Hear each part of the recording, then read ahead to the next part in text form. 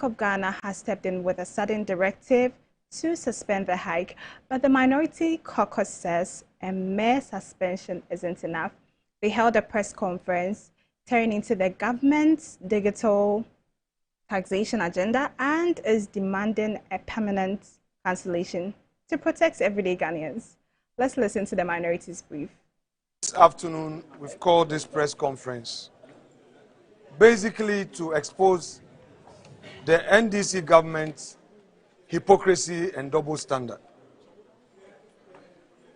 When they were in opposition, they criticized the e-levy. And when they assumed office in 2025, they put in place a mechanism to abolish the e-levy. Ghanaians applauded them. They made all the arguments against imposition of levies and taxes. But today, what do we see just after 1.5 years in office? Immediately after repealing the e-levy law, they imposed the Dumsor levy, what they call the Energy Sector Reform Levy, which now took away 1 Ghana cedi per litre of petrol that is bought at the pump. So that was the first mischief. The second surprise, they have reintroduced the e-levy, this time not even through Parliament. I repeat, the NDC government, through the back door, has reintroduced the e-levy. These were politicians who criticized charges on mobile money transaction. They said it was a bad way of governing or generating revenue for the state.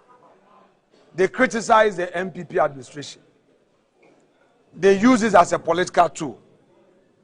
But what do we see today?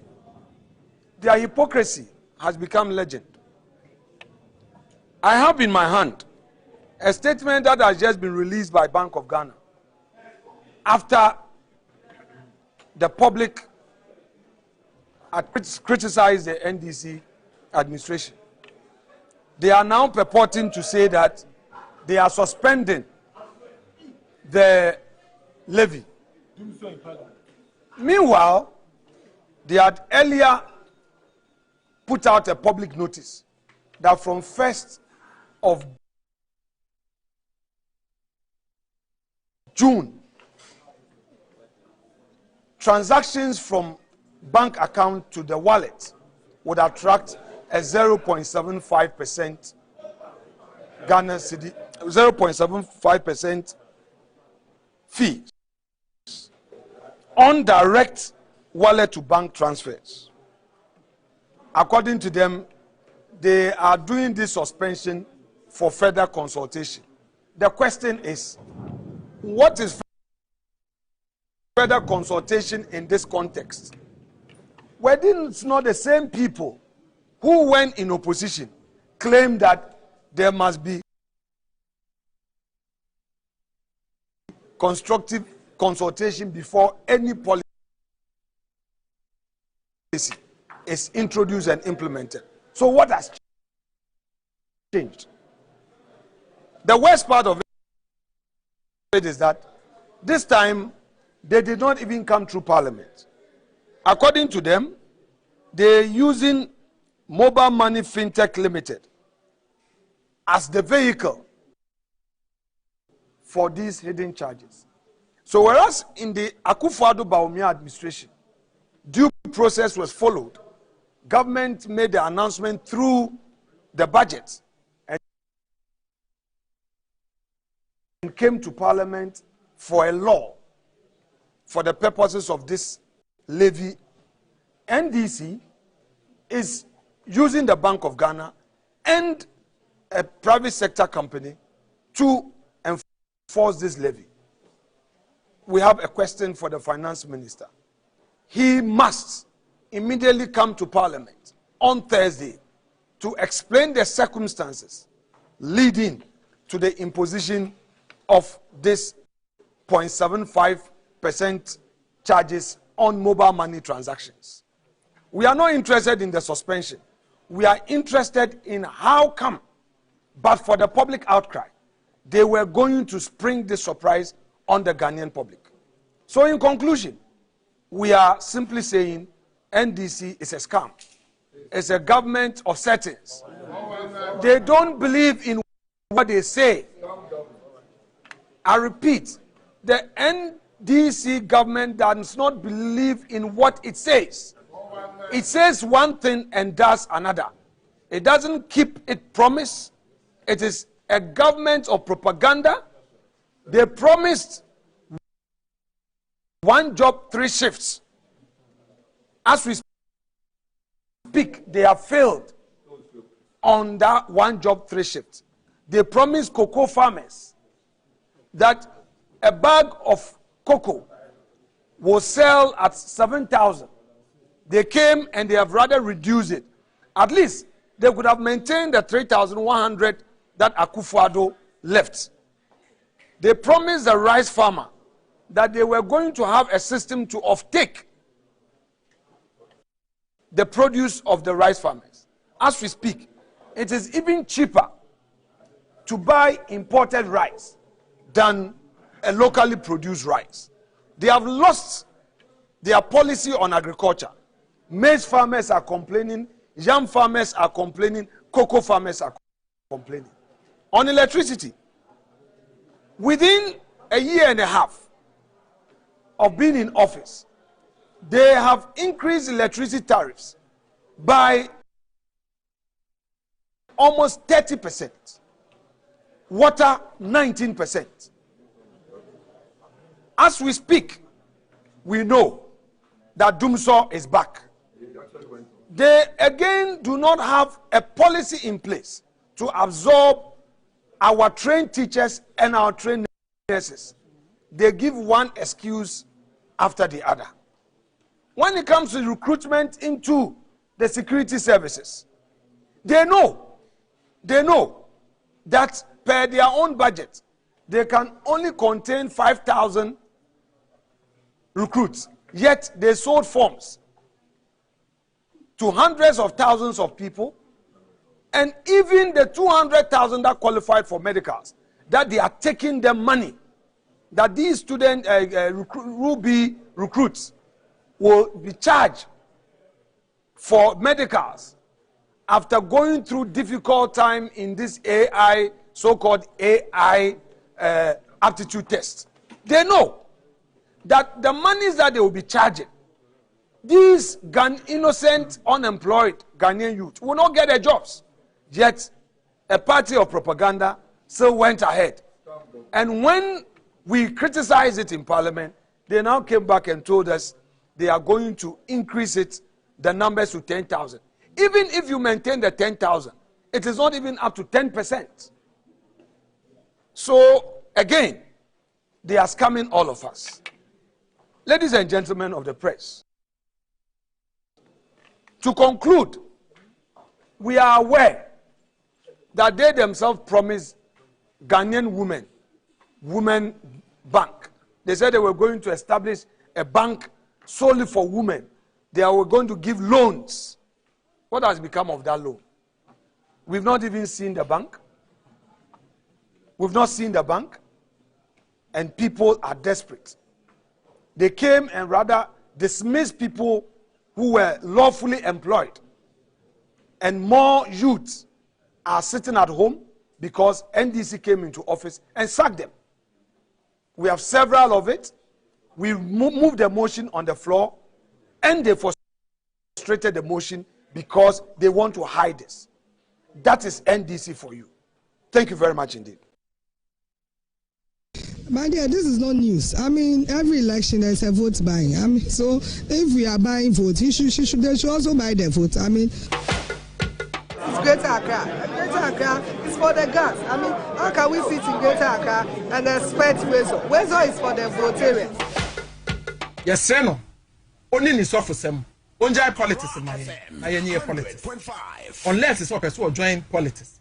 Oh my, If he wants to join politics, he should let us know. Next time, then we deal with him as a politician. But today, you be man say or you suffer.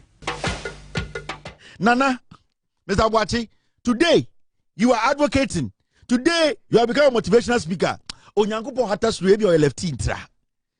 Eduaba no, eduaba papa no, eduaba boni na. Uye campaign na okatwi emu odin echre Ghana for no. Ure fi se eduaba papa na o man to me 8 years no. Oya kwata. Na onim se Chebi Hospital, there was no can machine there.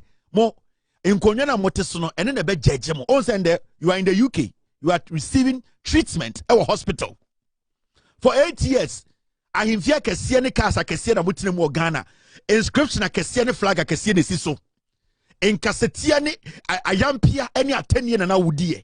Ufran to man out here, Krasi, Mr. Boachi.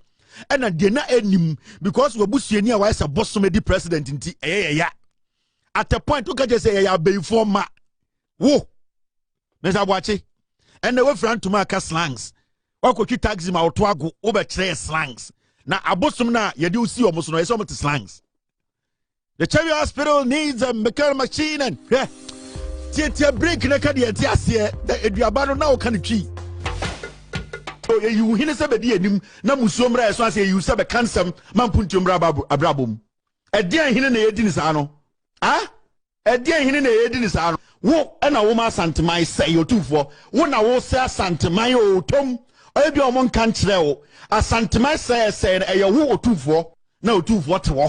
Now you see, Sebio, one and none more mobile. San Quasia some will come to so and can da Kunyaka see and get a ho. Most of sons and full solo. You book on your name, Tia, nay, son your muscle or 2 for you have limited power. You have limited power. Asante is nothing. See, 2 million anti-bium, 2 million dementia bium. Monsieur Numbemino Casco, Omoto Numi, a coup for the Bonano, on a Greek minister. I, or 2 for guests, Amonco Omugo. Now then, some power who was a and the Akoko were telling me a Guiana. So, or Quani Chroma, and original minister, Viatros, a security young man of fine. so, the only Hindi Amanaquam on enough. Now, the only enough for Cronafa. I don't know. No, for grown up. So, but it's my fucking one. Oh, minister for come. So, for Minister for come. so, my mama. And principal, you know, regional minister or principal, you know, minister for local government or Kahu, minister for interior, Omyaka, some more kwa chinipa. So, yeah. Now more kwa chifa. so, Now regional minister, not Fred Judge, holiday, no friends, one remand you. yeah. Passa, not a new one. Now, may catch no one and crop for a minister, I'm ready Ninka, so why? So, And then when you're 2 minutes, you won't find your dear mope. so, to me, not by everything, something, Mupia, Mufanya, Mufanya. why? Now, some time you won't grown so net so. Some of them has been transferred to the north. I mean, just to serve, I mean, as a kind of punishment for them, so that when they realize that what they did was wrong, and they bring them back to Accra. Even that apology is bogus, because how do you apologize and say it has come to my attention? You've opened your mouth to say something, you are apologizing and say it has come to my attention. Didn't you know what you said? Government did us a great disservice by not vetting her. We should ask the minority. Because why? Because I think I would have seen all of these things. And it,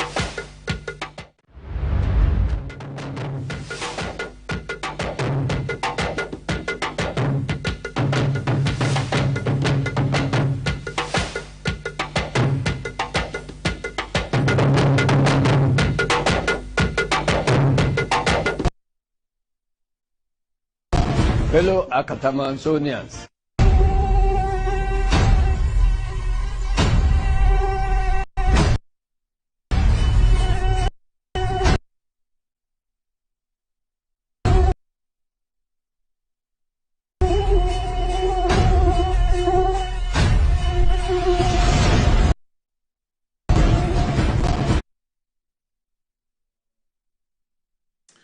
Well. Good evening. Welcome to the show. 19 minutes past the top of the hour, 9 o'clock. It's always a pleasure to come to you.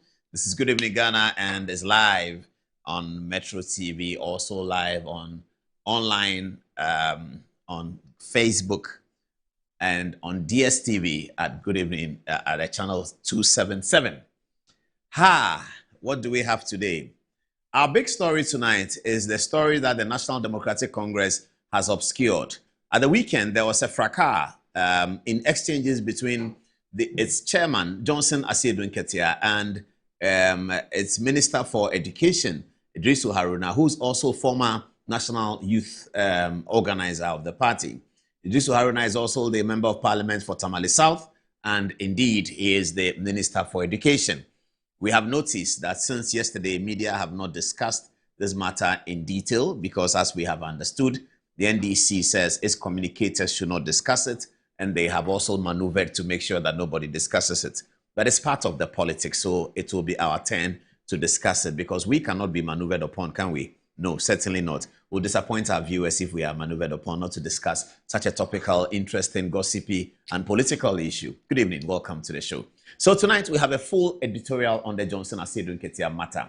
The editorial goes a bit beyond Johnson Asiedu Nketia. We go deep into our political science notes and to give you the history of how some of these local politics have occurred, how people can navigate from party chairman to become party presidential flag bearer. We are going to deal with all of that tonight, but we have a few other issues. Efia Pokuah has been outstanding. Have you been watching her videos? She's been completely outstanding, and we'll be talking about her. She's demonstrated that as a woman, she has mettle, she has brain, she has intelligence, and she has candor. She has honesty, and she has patriotism. Tonight, we're going to celebrate her for the way she stood her ground in what's been going on social media. She's been completely outstanding, and we are going to be talking about her. Also tonight, Ashanti Regional Minister has come up for mention again. He has to sit up and stop the TikTok and the childish behavior and do his work. Now, it's not coming from MPP, it's coming from NDC. Ralph, an NDC activist, has been in Ashanti region and he's been very critical of the sanitation situation in Kumasi. We'll be sending you the video and we'll share with you and we'll send a message through you to the Ashanti Regional Minister who is just interested in talking about election results of 2024 and to know that he has a job to do and he has to achieve it. We'll be dealing with that tonight as well. What's also on the bill?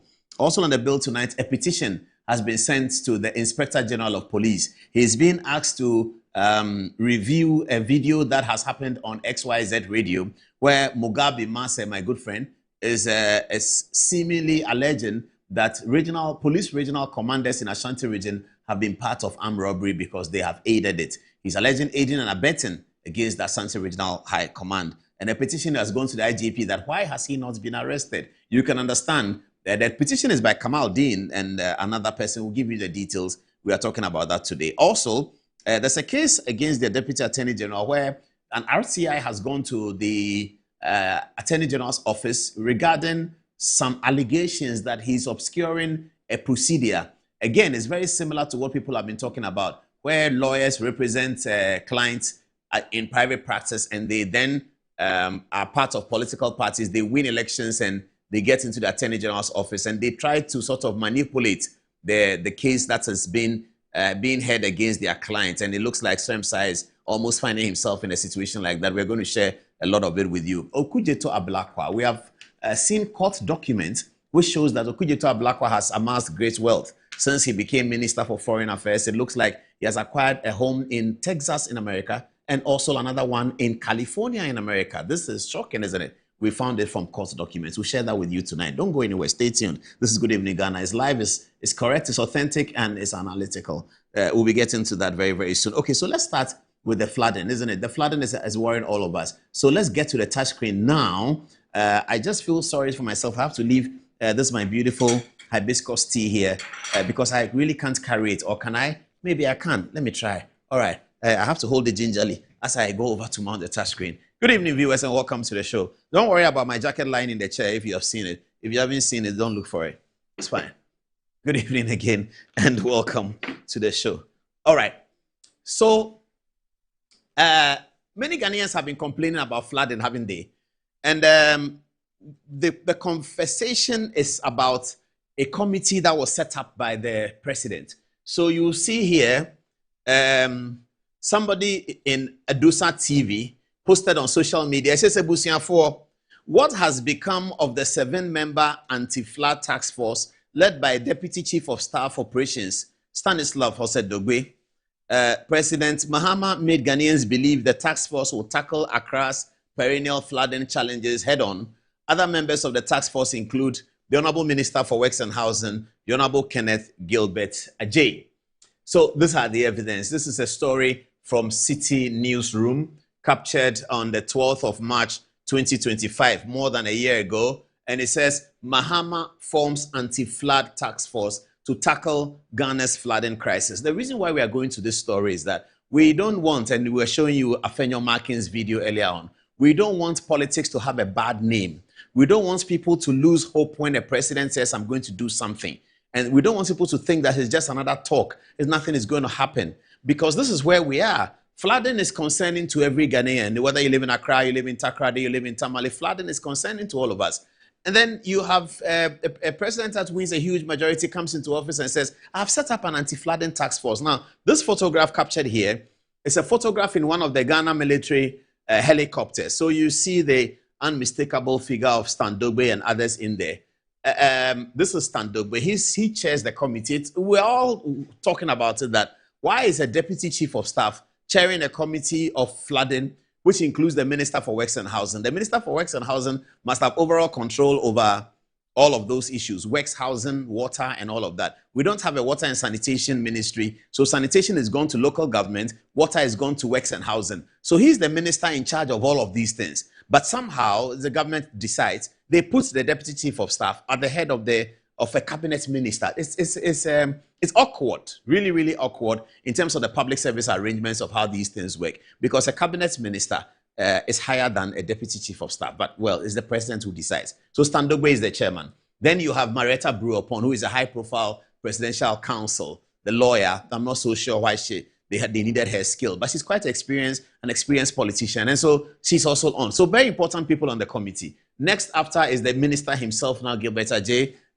who I'm not sure how he feels about being in a committee that is dealing with a critical issue of his sector ministry, and yet he is not chairing the committee and another person is. But it's okay, it's politics, doesn't matter, and I'm sure he's okay with it. And then you have the Minister for Local Government, who is necessary, has to be there. Minister for Local Government is also in there. But nothing is happening. Then you have, most importantly, the National Security Coordinator, Abdulrazak Osman. I think now he's a COP. COP Abdulrazak Osman is also on the committee, but nothing is happening. What's happening? Nothing. Zero. The flooding is still killing us. And then you have Teddy Adi, who is the NADMO coordinator, also very critical for this.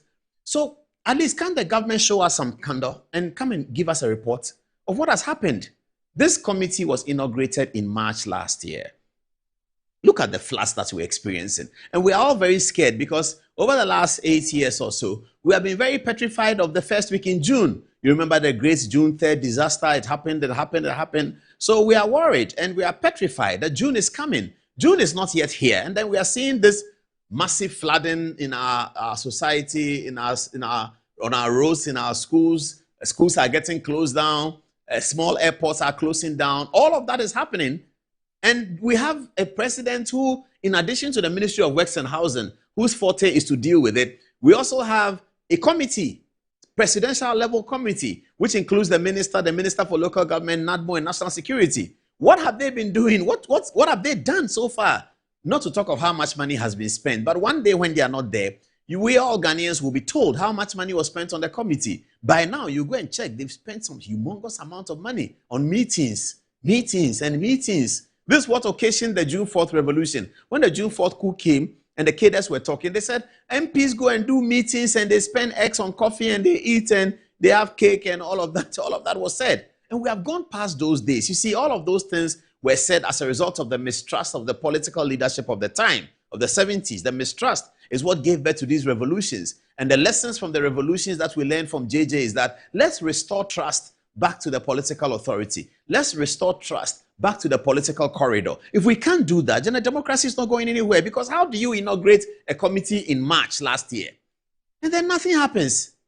There's flooding last year, flooding in December, flooding in January, 3 hours of rain is flooding. But you have inaugurated a committee at the beginning of your government that you are going to do something about it. Zero is done about it, and we should just sit down and watch and media, as they say, all the media have been paid, all of us have been bought, so we can't talk about it. Media is watching and media is not querying. No media is doing a morning show and calling the chairman of the committee and say, what is happening? You inaugurated the committee. Why? They say, because all the media has been bought. But you cannot buy the media forever. One day, somebody will speak. We can't do that to ourselves and to our democracy and to our fine society. We have actually developed a really fine society in terms of how governance works. These days, everybody's complaining about unnecessary arrest and arbitrary arrest of people, and it's sort of changing the society that we believe that we have built together. And now we have this flooding, and I'm sure if you go and talk about it, they will arrest you. That you are talking about flooding, they may arrest you. Because if you say Dumsor has come, they arrest you. So if you say flooding has come, they may arrest you. But we can't do that. But the media has to take some of the blame, because we get bought very easily. As they say, all of us have been bought. Well. Anyway, so please, gentlemen and lady, we hope that you can call a meeting tomorrow and at least update Ghanaians on what has happened since this committee was inaugurated. You won't tell us how much money has been spent on the committee. That's okay. If you want to tell us, we're happy to listen. But that we can find out because there are records. So one day you'll not be there. We will find out. So that's not a problem. But what we need now is for the problem to be solved. So can you come and tell us what has been happening to that committee since March 2025? They took helicopter, went around the country, assessing the work that they had to do. They were just assessing and reviewing what has to be done. And they reviewed it. They knew what budgets they needed. They probably knew what they needed. They sent memos around. The president must have approved. What has been happening to that committee and his work? We deserve to know. Or does the government think we don't deserve to know? Maybe the government feels, forget about it. Why are you talking? You don't deserve to know anything. Shut up. Come back and vote in 2028 and just keep quiet. Maybe that's the government's attitude. I hope that's not the government attitude, but maybe it is. But otherwise, why are they not telling us? Why democracy? They have taken our taxpayers' money, put it in a helicopter, fly around. They've taken taxpayers' money, paid for meetings, which is okay. They've taken taxpayers' money to do the work. You will not report because obviously their work has not been satisfactory because the problem that they set out to solve is persistent. That problem they set out to solve is still there. It's not gone anywhere. So can't they come and tell us something? Well, maybe they will. All right, let's get on to the other story. What's our next story? My good friend, okay, let's get to Ralph. So we talk about Ashanti Regional Minister. Then in his very arrogant self, he goes to talk about 38%, MPP got 38%, they should shut up, and that he's 36 and he's successful because he has a government appointment. All of those things he says, which is hogwash, but it's okay. He's a young man. You see, viewers, when people get money from Galamsey, they don't think anymore, especially if they are young, and they get money from Galamsey. That's what happens. You go there, you see a lot of them, they've made money from Galamsey. They don't know that the majority of the people don't want Galamsey money. Because how do you make money from people suffering? How do you make money and after that water is dirty and people are suffering? And then some of them are officials and they find a way to protect their pits. If you talk to the Galamsey journalists, they'll tell you what's going on over there. They protect their pits and then they find another person's pit and then their pit is protected because they have connection, high profile connection. And then they make money from Galamsey, then they come into public office or they are in public office and then they lose their minds. This Ashanti Regional Minister talks like he owns the whole world. He's 36 years old and he's so successful. He owns the whole world. He thought that he's fighting with MPP people. But today his chickens have come home to roost. Ralph, the NDC activist, not MPP, NDC activist. It's Ralph. It's not Coca. It's not the Coca who is talking. It's not Paula Dumoche. It's not a political Mavis. It's not any of us. It is Ralph, who goes to Kumasi and mentions him, calls him out, that he's doing a useless job. Have a look at the video. See Ralph in the video. Have a look.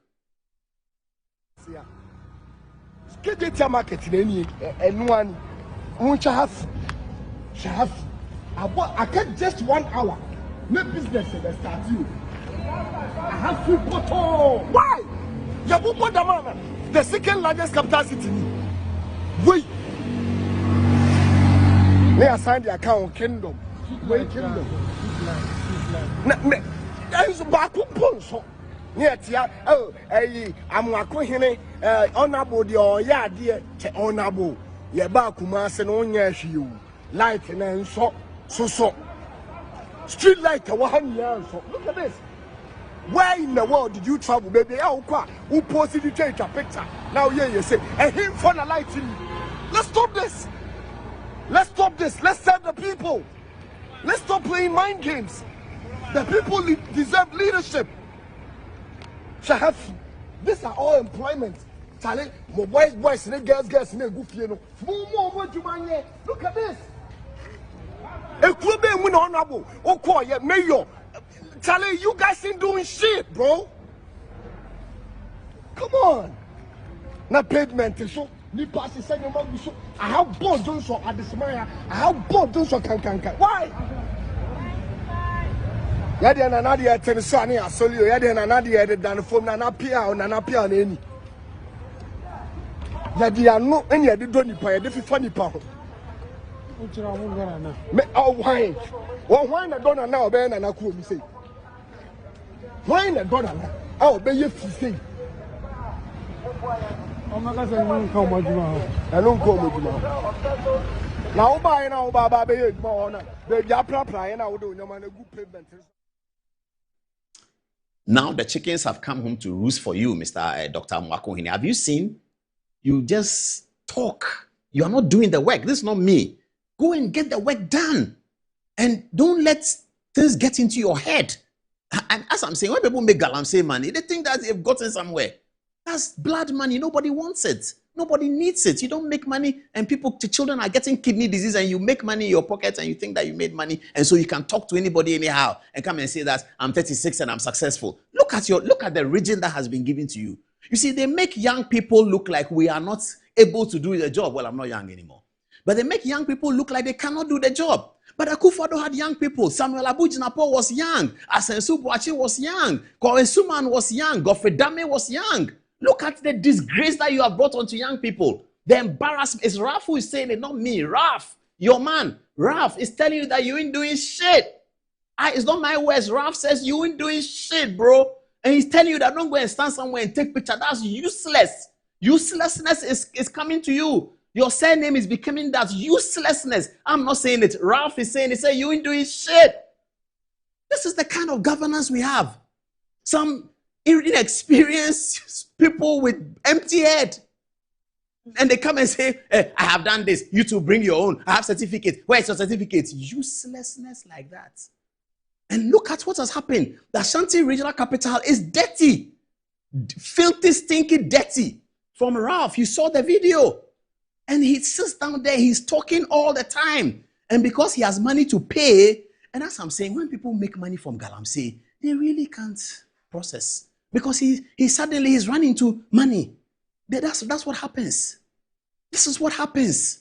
And he sits down, he's talking, he's insulting Simon Mensah, somebody who can give birth to him, his predecessor, regional minister. He insults him publicly. Somebody who can give birth to him. I thought in Ashanti we are cultured in a certain way. I didn't know that all of that is lost to some of the people. Some of the people is lost to them. They don't understand anything. Asante Hene is in Menchia. He complains about activities against him in Sampa. And he's complaining, Asante Hene, in the history that I have seen in this country, Asante Hene has never complained about a regional minister's behavior. Otumfuo Osei-Tutu had occasion to do so. Osei-Tutu doesn't just talk. It takes a long time before he speaks. And the Asante Hene had occasion to complain about another regional minister misbehaving. Why are they all misbehaving like that? Don't they want the next government to have enough confidence in 30-year-olds to put them in government? Ajekum Kufuor was only 29. When he was deputy foreign minister, he distinguished himself. Look at this guy. Look at what Ralph says, you aren't doing shit. Did you tell him? That's what, it's not an MPP person, it's not political mavis. It's not Paul Adomochi. It's not Coca. It's not the Ashanti region people. No, it's not Wontumi talking. It's not Andy Owusu talking. No, it is Ralph, the NDC activist. He went to Kumasi and said that what is going on here? Because Ralph has now seen firsthand all the complaints that have been lodged about Mwakohine's childish behavior, delinquent behavior, deviant behavior of Mwakohine. That deviant behavior is what Ralph saw firsthand. Some of us, because we are older, we can tell that this guy is going nowhere. He's an empty head. He's not going anywhere. He's happy that he's a minister at 36. He's too happy with it. Very, very happy. It's okay. You can be happy in the morning, but in the afternoon, you have to deliver the work. Show the video again. Those who have just joined us, I'm talking about Amoako Hine's delinquent behavior in Ashanti region, bringing Ashanti region to its lowest, bringing Ashanti region, one of the top regions in Ghana, to its knees with filth, total filth in Ashanti region. That's what he's not doing. He's painting. He's painting interchanges that were constructed by Kufuor, constructed by Akufo. He's painting them. And then he goes to say that I'm painting the 38%. Now you can say all you want. 18 months into your government, an NDC activist is telling you in your face that you ain't doing shit. Show the video. Show the video again. I get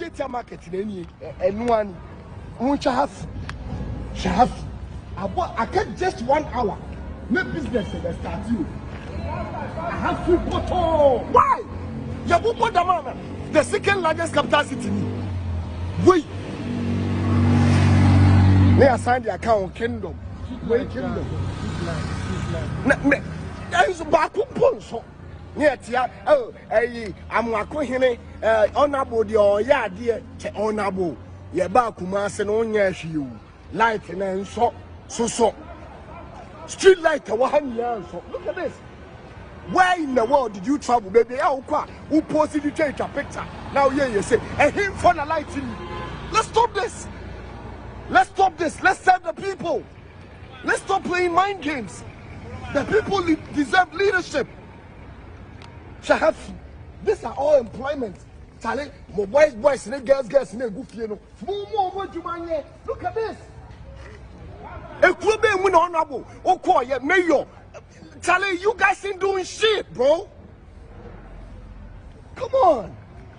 Not pavement, so. I have bought Johnson at the Samaya. I have bought Johnson can. Why? Yadian and Nadia Tenisani, I saw you. Yadian and Nadia than from Nanapia or Nanapia and any. Yadian no any of the Donny Pie, the funny pound. Oh, wine. Well, wine a donor now, Ben and I could say. Wine a donor now. Oh, Ben, you see. I don't come with you. Now, by now, Baba, the Japra, and I would do no man a good payment out on. Please tell Amoako Hine that he should discharge his obligations. That's the certificate he needs to find. Discharge his obligations as a 36, what he says, 34-year-old regional minister. He should discharge his obligations. He's 34, and he has post, and he's bigger than anybody else. That's okay. But he should discharge the obligation because at 34, the post he has, he's being paid by taxpayer. Everything he has, he drives a convoy. It's all taxpayers' money. He has never worked for that money, but it's okay. His political appointment is accepted. It's part of democracy. He's been given an opportunity. He can make a name for himself by discharging his obligation. He must always remember that when they bring him coffee in his office, it's taxpayers' money. My coffee here is not taxpayers' money. It's my own 7 cedis. I bought coffee down there. It's my own 7 cedis. It's not tax. His coffee is taxpayers' money. And as I said, when people have galamsey money, they think that they have money. It's blood money. It's not. It's blood. Galamsey money is blood money. It's very dangerous, dirty money. Nobody's interested in it. So if you have galamsey money, that's okay. It's fine. You can do what you want to do with it. But if you have a job and he has a job to do, you have to discharge your obligation. That's very, very important. Very, very, very, very important. Anyway, it's 17 minutes to the top of the hour at 10 o'clock. I said Nketia story is coming. Please don't go anywhere. Now, let's have another story. A petition has been sent. You see, I like the way Ghanaians are embracing the democratic venture that we have all started since 1992. Thanks to those who fought for it. And rest in peace, those actually who died for it. But now we have a democracy. Okay. And people are beginning to suddenly see. And now everybody is complaining. Even Martin Pebu. Oh my goodness, did I send you Martin Pebu's video? I'll send it to you during the break time. Even Martin Pebu was complaining on TV3 about the arrest. He was complaining because it's gotten to a point that even those who are the biggest supporters of the NDC are concerned about these things because these things undermine the fabric of the society. These things undermine the democracy. The most important beauty about Ghana's democracy compared to other African countries is people's ability to speak, ability to criticize, ability to say anything. I saw a video of some young woman who had finished SSS telling Akufo-Addo is stupid, he's this. These are Akufo-Addo's grandchildren. They were telling him that he is stupid, he's done this, he's a foolish man, he's bald head. And I just saw it recently. I didn't see it then. I'm sure President Akufo-Addo looked at you and smiled and said, it's okay, what are they complaining about? Let's solve the problem. That's all he will say. I know him a bit. He's not going to say, hey, who is insulting me? Go and catch him. He's not like that. Akufo-Addo is not like that at all. He will look at it and say, what are they complaining about? Just go and solve the problem. And that's it. And that's why everybody was able to do that. And that's why our democracy grew. And that's why during the elections, we all found a voice. And that's why people were confident to go out and vote freely against Akufo-Addo. And they voted freely. So now we come to a new development, which is the 9th democratic experiment in terms of the 4 years, the 9th parliament. And then people are being arrested for saying there's doomsday. You go and catch it. Oh, there's doomsday in Accra, hey, you'll be arrested. How? The young woman says that I will kill President Mahama. They didn't say. I sent you a video of somebody in the studio saying Akufo-Addo's plane must crash. Please find that video if you can get it. Why? Somebody sat in the studio and said, the plane that is flying Akufo, that plane must crash and kill everybody in the plane. Nobody said anything to him. A young woman says, oh, I'll kill President Mahama. She was arrested. She's given 1 million cedi bail. The bail has now been reviewed to 50,000 cedis. How does the same court that gave a 1 million cedi bail, the same high court, now review it to 50,000? What went into the decision and the analysis for a 1 million that has now so suddenly changed to 50,000? But this is the problem we're having in Ghana sometimes today. So a group of young men who are daring, who do not mind whether they are arrested, they are daring, they are sending a petition to the Inspector General of Police that we have observed some arrests going on. Have you by any chance seen these people? Let's look at the petition. It says, petition from investigation and possible arrest of Mr. Mugabe Marse of Power FM over allegations against police officers. It reads, we respectfully write to petition at your high office to, as a matter of urgency, cause investigations into allegations reportedly made by Mr. Mugabe Marse of Power FM to the effect that some district police commanders are supplying firearms to armed robbers to facilitate robbery operation. I mean, this is what was alleged on radio by Mugabe Marse, who is an NDC activist, that district police commanders in Ashanti region have been giving their weapons to people to facilitate armed robbery. That is not arrest. Somebody says Doomso is back. He is arrested. Somebody says that police district commanders who have a commitment to the nation to protect all of us, that he says that those people are the people facilitating armed robbery in Ashanti region. Nobody says anything. Nobody says anything. But if another person says Doomso is back, the police go and arrest him. The police, having seen that they are being accused of aiding and abetting robbery, is the worst offense any police officer can be accused of. Because the police officer is to stand at the opposite way. He's supposed to provide the solution to the armed robbery. And an allegation is being made that police district commanders in Ashanti are facilitating, aiding and abetting armed robbery. And the IGP says, I have not seen it. It's okay. He can say that. But another person cannot say that Doomso has come. He says that he is taken to jail. But if another person says police district commanders are doing armed robbery, he's free. Does it mean it is true? Should we assume that it is true that police district commanders in Ashanti are aiding, abetting, and facilitating armed robbery in Ashanti region? Should we say that? I mean, well, the gravity of these allegations, if true, discloses serious criminal conduct that threatens national security, public confidence in the police service, and the safety of our citizens. However, if the allegations are false, reckless, or incapable of substantiation, they equally have the tendency to damage the reputation of the police, incite public fear, and undermine public confidence in law enforcement institutions. We come under Section 207 and 208 of the Criminal Offences Act 1960, Act 29, which borders on the publication of false news likely to cause fear and alarm to the public, and offensive conduct conducive to breaches of the peace. Furthermore, under Section 76 of the Electronic Communications Act 2008, Act 775, it is an offense where a person knowingly sends false or misleading electronic communications that are likely to endanger public safety. In view of the foregoing, you will respectfully pray your office to A, invite and or arrest Mugabe Mase to assist the police with any evidence in its possession regarding the alleged conduct of the police officers. 2, institute immediate investigation into the allegations made by him to ascertain the truth or otherwise. 3, cause the arrest and prosecution of any persons found culpable, whether police officers involved in criminal conduct or any person found to have maliciously published false allegations contrary to law. And 4, take all necessary steps to preserve public confidence in the Ghana Police Service. Please find attached herewith a pen drive containing the video evidence footage of the damning allegations. It is our hope that your office will treat this matter with the seriousness it deserves in the interest of justice, public order, and national security. Thank you. Yours faithfully, and I celebrate all of these people. Mr. Kweku A.D. Techi, Sir Obama Pokuase is a concerned citizen. Ibrahim Kamal Dean is also a concerned citizen. So, Sir Obama Pokuase, Kweku A.D. Techi, and Ibrahim Kamal Dean, congratulations to you both. You have stood for your nation. You have stood for truth. You have stood for democracy. And you have stood for a great endeavor. Now, we will be focusing on this story a bit more as we go along, not today, other days, to ask the IGP whether I'll play the video in a minute. To ask the IGP whether he has actually received this letter. Viewers, for the avoidance of doubt, this is the video upon which this petition is made. Have a look.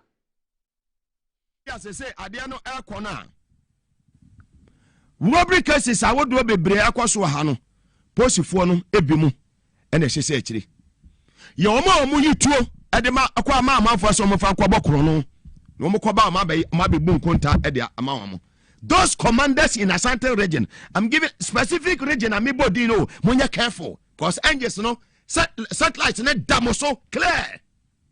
And I want to meet the IGP on this, whether today or tomorrow. On this issue. Me say, light net damoso. Your commanders be in Asante. I'm not here to mention names. So there were some commanders, district commanders in Asante region. When we talk at the mama for some of Ankobo.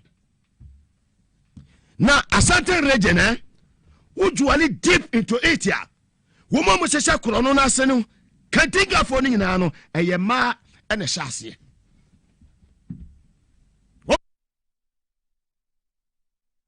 Sorry, we should have translated this video into English so that everyone can understand. But basically, he's saying that he has information that some regional commanders in Ashanti region hand over their weapons to armed robbery to facilitate the robbery and aid and abet it. If this is not causing fear and panic, what is it?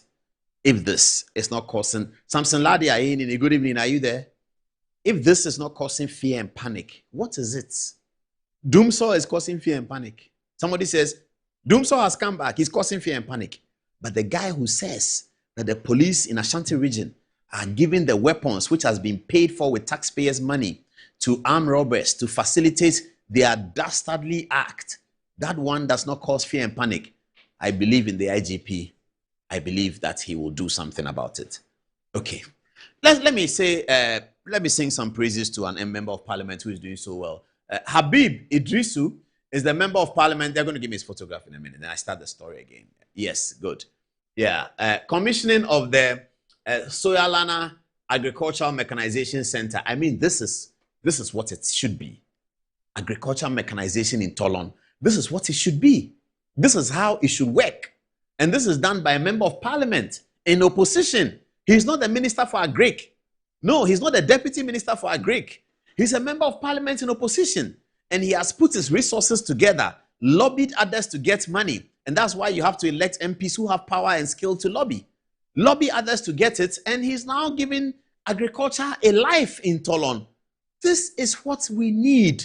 This is the clarion call to all our politicians to give politics a good name. Habib Idrisu, the chief whip in MPP side, minority chief whip. This is what he's doing in Tolon. Have a look at the video. Look at the pleasure on the people's faces, the satisfaction, and how they were so gratified by the effort of the MP. Have a look at the video. This is the video. This is Habib earlier today giving this away. Habib is not a government minister. Habib is an opposition member of parliament in Tolon. Habib is not a minister for agriculture.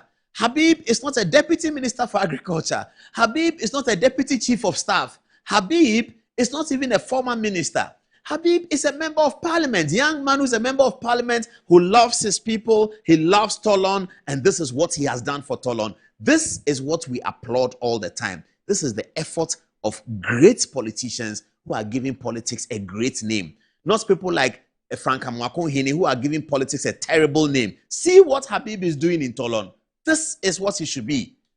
Congratulations, Habib. This is very, very, very good. He's done so well. He's done so well. The video will be up for people to see. It's 10 minutes on top of the hour. After that's Habib. We salute you, Alaji. Salute. I'm sure you are in Tolon tomorrow for the festival. When you come back to Accra, we invite you to the studio. Then we'll pour some powder on your head. Keep it up. Keep it up, Habib. This is very, very good. This is good. That's Habib. He's from the New Patriotic Party, by the way, if I may add. Okay. As I said, 5 minutes to the top of the hour. Let's get the text messages. And then we zoom into Asiedun Ketia, Idrisu Haruna. You will love it. Who shall I start with? Ikuya, what are people saying so far? This is coming from Nana Owusu. He says, Paul, I think the government must ensure that the large drains are properly maintained across the whole country. Again, the Ghana Water Company must embark on water capture projects and create water storage facilities across the country. This colonial approach to flood management must cease. The rhetoric idea about setting up committees just to create jobs for the boys is again a blatant dissipation of taxpayers' money. We have to be a serious country. General E.L. Coleman says, plenty talk, no they buy horse. The NDC has mastered the politics of criticisms, always talking, always condemning, but offering little in terms of practical solutions. Ghana needs leadership that delivers results, not endless complaints and propaganda. Charles Osei says, Paul has established himself as one of the best journalists in Ghana. His in-depth analysis and understanding puts him a step ahead of others. Isaac Owusu-Boateng says, good evening, Paul. This government has been good with optics and charades. The government has set up committees for everything since 2025, yet nothing has happened. The president displayed a 24-hour clock on the national TV and spoke about the 133 job shift. But till date, nothing has happened about it, and he says nothing about it. Why then will people trust him? Coming again from General E.L. Coleman, he says the Ashanti regional minister carries himself like a man who has already conquered every challenge. Yet the region needs action more than arrogance. Governance is not about camera moments, social media trends, and unnecessary showmanship. He should know that leadership is measured by results. What are the viewers saying, Ella? You seem to be loving Paul's glasses today and comparing them to the former president's glasses. But this one is from Kwabena Denti. He says, the supposed Ghanaian journalists are very gullible. Nana Ado's presidency was hated because he refused to dish out free money to them. General A.L. says, when propaganda and empty promises become the foundation of winning power, intimidation and a culture of silence often become a shield used to hide incompetence. Instead of the NDC accepting criticism and delivering on promises, they are suppressing free speech. What a shame to our democracy. Benjamin Osei says the Ashanti regional minister has done two things since he became the minister of the region. One, dancing to the song Obede Famame Famomo on TikTok, and two, painting graffitis of overpass constructed by previous government. Nana Akwesi says the government is on a certain mode, and what I can tell them is they can fool some people sometimes, but they cannot fool all the people all the time. The stoppage of Mahama's third term should be explained to their foot soldiers. As for those who did not vote, they have regretted big time, Paul. So what they say is that NPP and NDC are the same. Thank God NPP is not a club of demons. And now, as this was said in 2024, 2028 is definitely possible.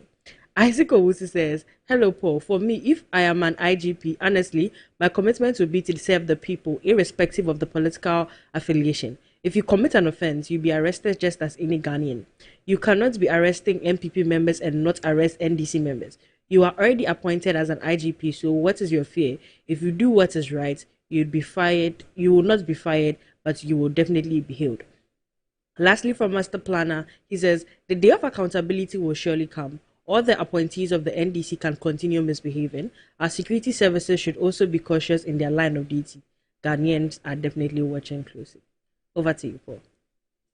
Thank you very much. I was just watching a video on my phone of Stanley Adjui Blanks, and I'm so excited to see him. Uncle Stanley must be pushing 90 years old, and he's still very fit and very involved in NPP matters. Let me change my glasses. Oh, sorry, the video is coming up.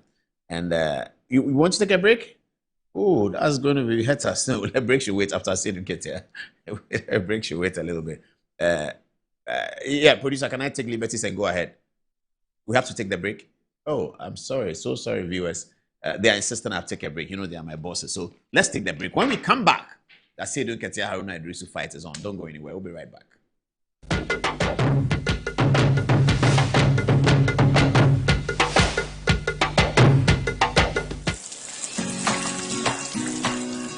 Mommy, good morning. Good morning, my son. How are you? I'm fine, thank you, Mom. How about you? I'm fine. Joe, I just saw your mom doing her usual morning routine. Like, it was just 2 weeks she underwent a major colon surgery. Bro, see, my mom is doing perfectly fine, and we're all excited about it. It was minimally invasive surgery, and the recovery has been very fast. Minimally? Hey! No, wait. What do you mean by that? So they offered my mom a laparoscopic colon surgery. Laparoscopic colon surgery, which we accepted. It turned out it was equally safe with a very fast recovery time, and the cost involved too was very, very reasonable. She was discharged 3 days after the surgery, and you can see her, she's on her feet again. 3 days? Just 3 days, bro.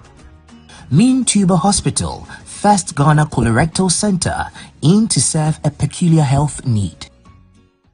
Finding the ideal property shouldn't be a daunting task.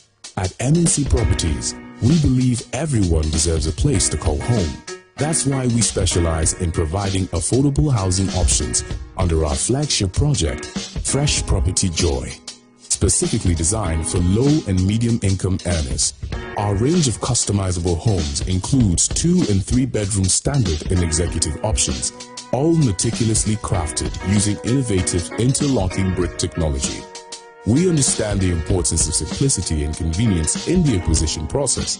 That's why we have designed our procedures to be straightforward and hassle-free, offering flexible payment options tailored to your individual needs. In addition to our affordable homes, we proudly offer litigation-free lands for sale in vibrant and upscale communities that present the perfect opportunity to build your dream home. We are committed to making affordable housing a reality, providing you with the joy of owning a home that meets your budgets and aspirations. Whether you're looking to buy, rent, or invest, we've got you covered. Our service team is ready to assist you on 030-255-1917. MNC Properties. Launching BSc Development Economics at the Ghana Christian University College. Study a job-ready university program, BSc Development Economics at the Ghana Christian University College. Job is ready for graduates who possess degrees and certificates in BSc Development Economics, professional certificate in theoeconomy, certificate in theoeconomy with business. Enroll at the Department of Theology and Economics at the Ghana Christian University College, Amrahia, Adenta Dodua Road, Accra. Full bursary is available for BSc Development Economics graduates to study master's program at a state university in South Africa. Enroll now. Take advantage of this opportunity to join elite professionals in economics. Call 0557-351-090 or 0575-633-307 or 030-296-0542. WhatsApp us on 0557-351-090 or you can get in touch online on www.theoeconomy.edu.gh. Powered by the Center for Theology and Economics, CTEC.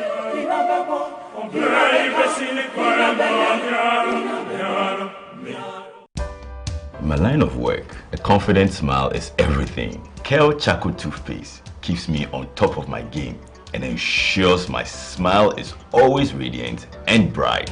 With the tiring nature of my job, we spend several hours under the scorching sun. To keep our teeth white and our breath fresh all the time, we use none other than Kale Charcoal Toothpaste. Kale Charcoal Toothpaste. You're on a Kessie and in a kit one. Samayo Kendini, a who be here, Sametra Sapapadia to a mammy manful. Kale Charcoal's natural ingredients, and a bomb is so buying, a man is swing, and a sansu mama hoto so a will beg you. Kale Charcoal Toothpaste. Choose Kale Charcoal Toothpaste for anti-cavity, whiter teeth, and fresher breath all day. Available in 80 gram and 150 gram. Grab yours today. Kale, happy smile.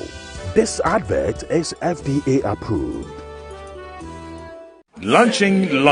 BSc Development Economics at the Ghana Christian University College. Study a job-ready university program, BSc Development Economics at the Ghana Christian University College. Job is ready for graduates who possess degrees and certificates in BSc Development Economics, professional certificate in Theoeconomy, certificate in Theoeconomy with business. Enroll at the Department of Theology and Economics at the Ghana Christian University College, Amrahia, Adenta Dodua Road, Accra. Full bursary is available for BSc Development Economics graduates to study master's program at the State University in South Africa. Enroll now. Take advantage of this opportunity to join elite professionals in economics. Call 0557 351 090 or 0575 633 307 or 030 296 0542. WhatsApp us on 0557 351 090 or you can get in touch online on www.theoeconomy.edu.gh. Powered by the Center for Theology and Economics, CTEC.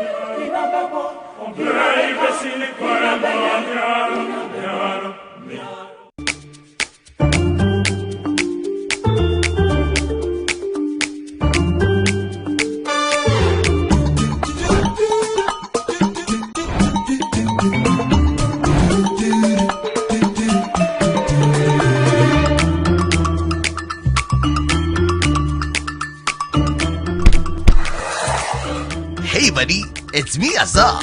Yeah, me now they see. Hey, you don't look fresh. Oh. Hey. With your label today, me. Wait till you see what's inside me. Azar, freshly made inside and out for greater coverage and colors that last longer and beautify your walls, spaces and places. Azar, no size. Go ahead. Buy now. Azar, #1 from Azar Group since 1921.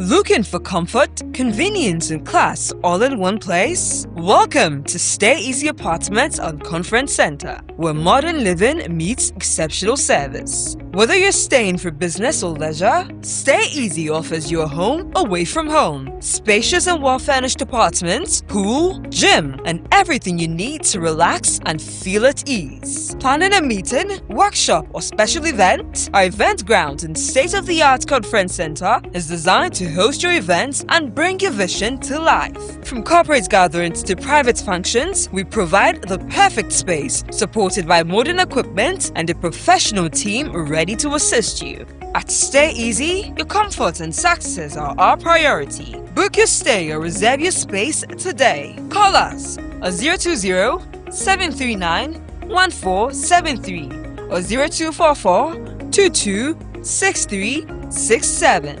Stay Easy Apartments and Conference Center. Stay easy with us.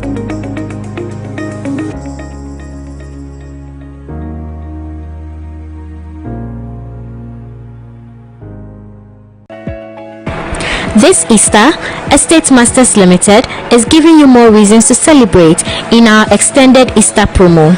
Secure your dreamland at Nest Cottage, Chopoli with a massive 15% discount. Or choose Palm Hills, Gomwa Pamfukrom, also at 15% discount. And for lovers of the coast, Coastal Park, Ningo Prampram awaits you at 10% discount. Plus, enjoy free site visits and free documentation because we make land ownership simple. This Easter, don't just celebrate, invest in your future. Estate Masters Limited, your most preferred estate partner. Can he tee up someone in red? I be the real goat, Sam. What's the real goat? Who is the goat? Ghana Jollof or Nigeria Jollof? You are lying. Ghana Jollof. We are talking about BET. Except be the goat, huh? My guy, he be the goat. Though our choice of goats may differ in football, music, and jollof, Alomo Bitters always brings us together. Alomo, experience greatness in every moment. Proudly produced by Casa Preco PLC. Drink responsibly. Not for sale to persons under 18 years. Not recommended for pregnant women and lactating mothers. Don't drink and drive. This advert is FDA approved. Grab your bottle and unleash the taste of Storm Energy Drink.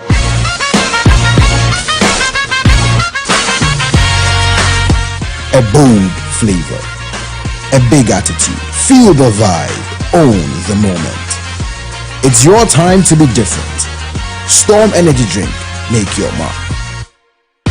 Excessive drinking can be detrimental to health. Not recommended for persons under 18 years, lactating mothers, pregnant women, and people sensitive to caffeine. This advert is FDA approved. Looking for the ultimate oil city getaway? Welcome to the Groove Esipon Beach Resort, where luxury meets adventure. Host your meetings and events in our fully equipped conference facility.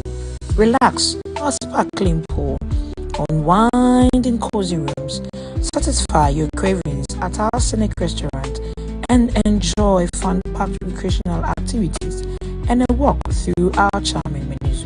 Whether it's business, pleasure, or pure escape, the Groove is your perfect destination. Can he tee up someone in red? I be the real goat, Sam. What's the real goat? Who is the goat? Ghana Jollof or Nigeria Jollof? You are lying. Ghana Jollof.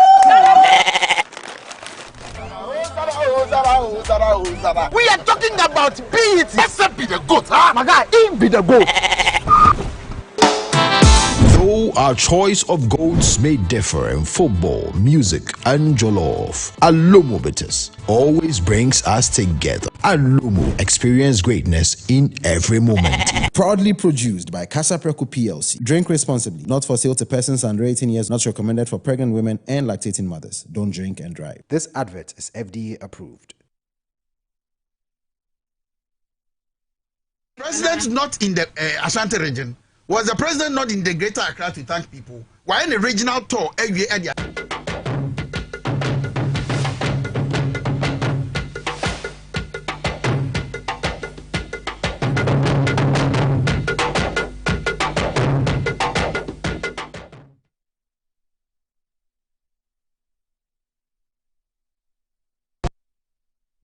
Fellow Akatamansonians,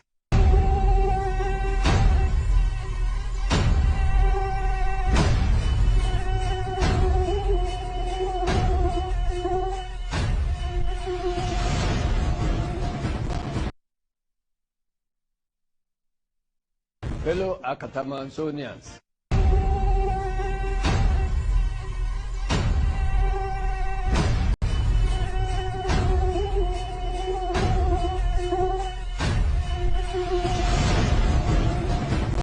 fellow Akatamansonians,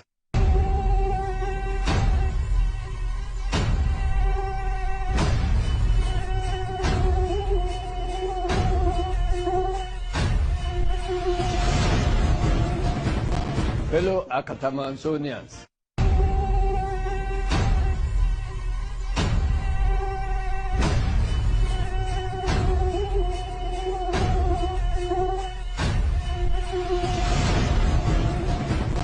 fellow Akatamansonians,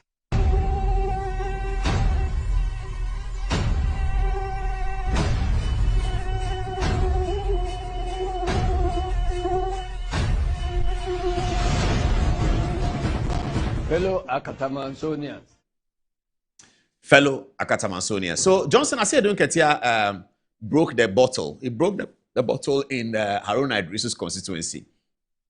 It's difficult for one to understand why the chairman of the party will go to Idrisu Haruna's constituency and say the things he said. But this is what he said. Have a look.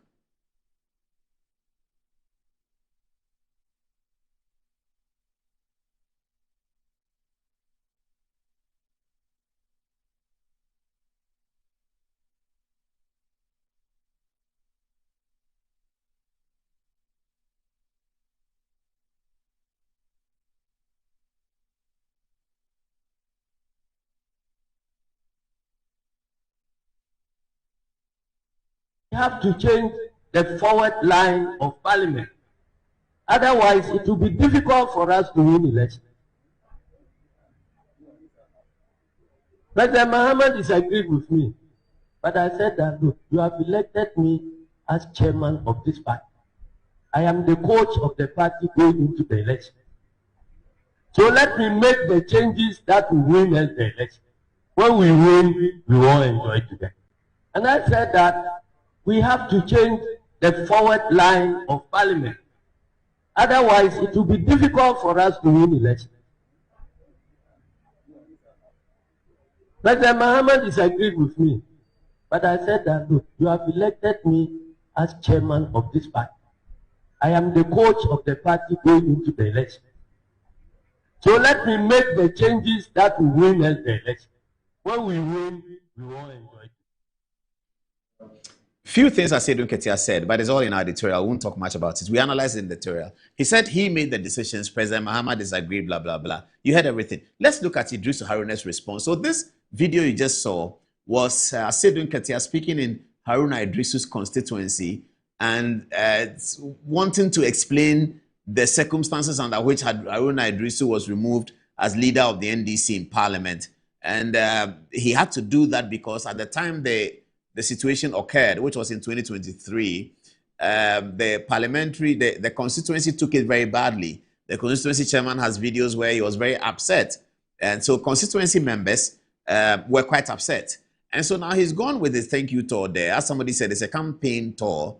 And so he's looking for their votes to become the next chairman and subsequently the next presidential candidate. So he had to kind of explain what happened. And this is what he did. This is Haruna Idrisu's response. On the same day, speaking in another part of the northern region, Upper West, in the presence of President Mahama and other important NDC actors. Have a look. I recall when President came for his thank you tour, not the other thank you tour, the proper thank you tour of President Mahama. Proper thank you tour of President Mahama as President Flag Bearer. What cannot be said, Mr. President, we can say it. A proper thank you of President Mahama, not the curtain raiser one.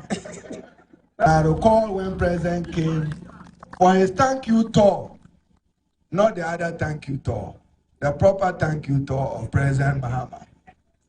Proper thank you tour of President Mahama as President Flag Bearer. What cannot be said, Mr. President, we can say it. A proper thank you of President Mahama, not the curtain raiser one. So you heard it. So this is sort of the context for our editorial. It's about 21 minutes long. We put some of the pieces on social media already. We recorded it here last night. And have a look. This is our conversation about the entire Asiedu Nketia episode. So viewers, now we see what has happened. We've seen what has happened with the Asiedu Nketia conversation. Now, all what is happening is that Asiedu Nketia, the chairman of the NDC, is inexperienced. That's why he's having the problems he's having. We saw the videos from the north. We're going to show it to you when he spoke in Haruna Idrisu's constituency, Haruna Idrisu's response, Muntaka's response. It's all because Johnson Asiedu Nketia is completely inexperienced. I know it's difficult to take this information that Asiedu Nketia, who has been a deputy minister since Rawlings, he has been for maybe 5 or 4 terms general secretary of the NDC, 1-term chairman of the NDC. How do you call such a person inexperienced? But yes, he's inexperienced. Politics has different facets, you see. He's inexperienced in being the party chairman of a ruling party. He doesn't understand that at all. That's why he's having problems. And after this editorial, you're going to see that based on the things that have happened over the weekend, and based on what has happened on Sunday with President Mahama sending K. Selato Force into Benin, if you put all of those things together, we can confidently project that Asiedu Nketiah's ambition to be the NDC flag bearer is almost out. He has one leg out of the flag bearership. He used to have both legs in. He used to be the unassailable leader. But based on everything that has happened and based on what we are going to tell you, Asiedu Nketiah's one leg is almost out. Welcome to this editorial. Toils of the brave and the sweat of their labors. Toils of the brave which have brought results. With what we mean by inexperience. So when a party is in opposition, okay, when a political party is in opposition, it's different from when a political party is in government. When a political party is in opposition, the most important people are those who have been elected. Elected flag bearer of the party, very, very important. Elected general secretary of the party, important. Elected chairman of the party, very important. Elected members of parliament of the party are very important. Elected regional officers, elected constituency officers, they are important. Why are they important? Because politics has three things: money, influence, and power. You can look at it the other way around. Power, influence, and money. Or influence, power, and money. That's politics. When you're in opposition, you don't have power. And you probably don't have money. What is left is influence, which is also very substantial, okay? Now, that influence is with the people who have been elected. The elected party chairman is the boss. He's very, very powerful.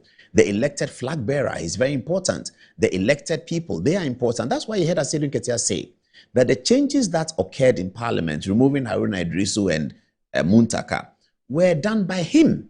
He was the party chairman. He even suggests that the flag bearer, the elected flag bearer, may not have been in agreement, but he called the shots. In fact, he called himself the coach. He said he's the coach. He's the coach sitting and changing, making the changes for the team. The flag bearer is part of the team. He's the captain. And then the rest play. And he's the coach as party chairman in opposition. So we really have to understand that. In opposition, the most important people, like you see the MPP today, the most important people in the MPP carrying and holding the influence are those who have been elected. Elected party chairman when they elect in September, elected regional officers, regional chairman and his people when they elect in September, elected constituency officials, some of whom will be elected soon, elected polling station executive. Everybody who is elected carries influence in an opposition party. It's not the same for a government party. I'm going to explain why. When you become government, from an opposition party to government, you are the party chairman, Johnson Asiedu Nketiah. You carry the most influence in opposition. In government, you don't. Why do I say so? So in government, you have Jubilee House, okay? Jubilee House holds the president, the vice president, the chief of staff. These days, you can add secretary to the president. They are controlling influence. They have more influence than the party chairman. They have more money than the party chairman. And they have more power than the party chairman. The three move together. So if you are party chairman, you are not the president. He holds executive authority of the whole country. He shares that with the vice president. The chief of staff instructs ministers who also share the president's executive power. The secretary to the president is always with the president and is making important decisions. So all of them are more powerful than the party chairman. It hasn't ended there. When you move from Jubilee House in Kanda, there's a huge edifice sitting in Kanda called Ministry of Finance. That's another major power block. It holds the Minister for Finance and Economic Planning. He controls the money and he reports only to the president. He doesn't report to anybody else. He reports only to the president. He's the president's wallet. He's holding the president's wallet. You can think of it like that. That wallet is for the president. That is why when they present budget to Parliament, the budget is in the name of the president. It's only the finance minister presents it. The president can present it himself if he wants. He can ask the vice president to present it. You remember, Akufo-Addo asked the majority leader, Mensah Bonsu, to present the budget, and he did. Anybody, the president can ask any official to present the budget because that budget is the president's budget. The Minister for Finance responds only to the president. He does not respond to party chairman at that time. There may be deputy ministers of finance who are also holding authority, chief directors, all of that. Political actors in the Ministry of Finance are more powerful than the party chairman. Move away from Kanda, where you have the Jubilee House and the Ministry of Finance, and come across in Accra to Northridge. You will find another edifice there. It's called the Central Bank. The Bank of Ghana is also occupied by political actors working towards the president. They control the money. They control monetary policy. They have power. They have money. They have influence over the party chairman. So party chairman, you are not there. You are not there at all. And then you come to all the other powerful ministries, Ministry of Energy, Communication, Foreign Affairs. All of those things will tower above the party chairman. But the party chairman still has some respect. So if you want to ask me, the question is, what is the role of a party chairman when the party is in government? The role of a party chairman when a party is in government is a lobbyist role. You lobby. You lobby for yourself if you want. You lobby for people. You lobby for contractors because you have influence.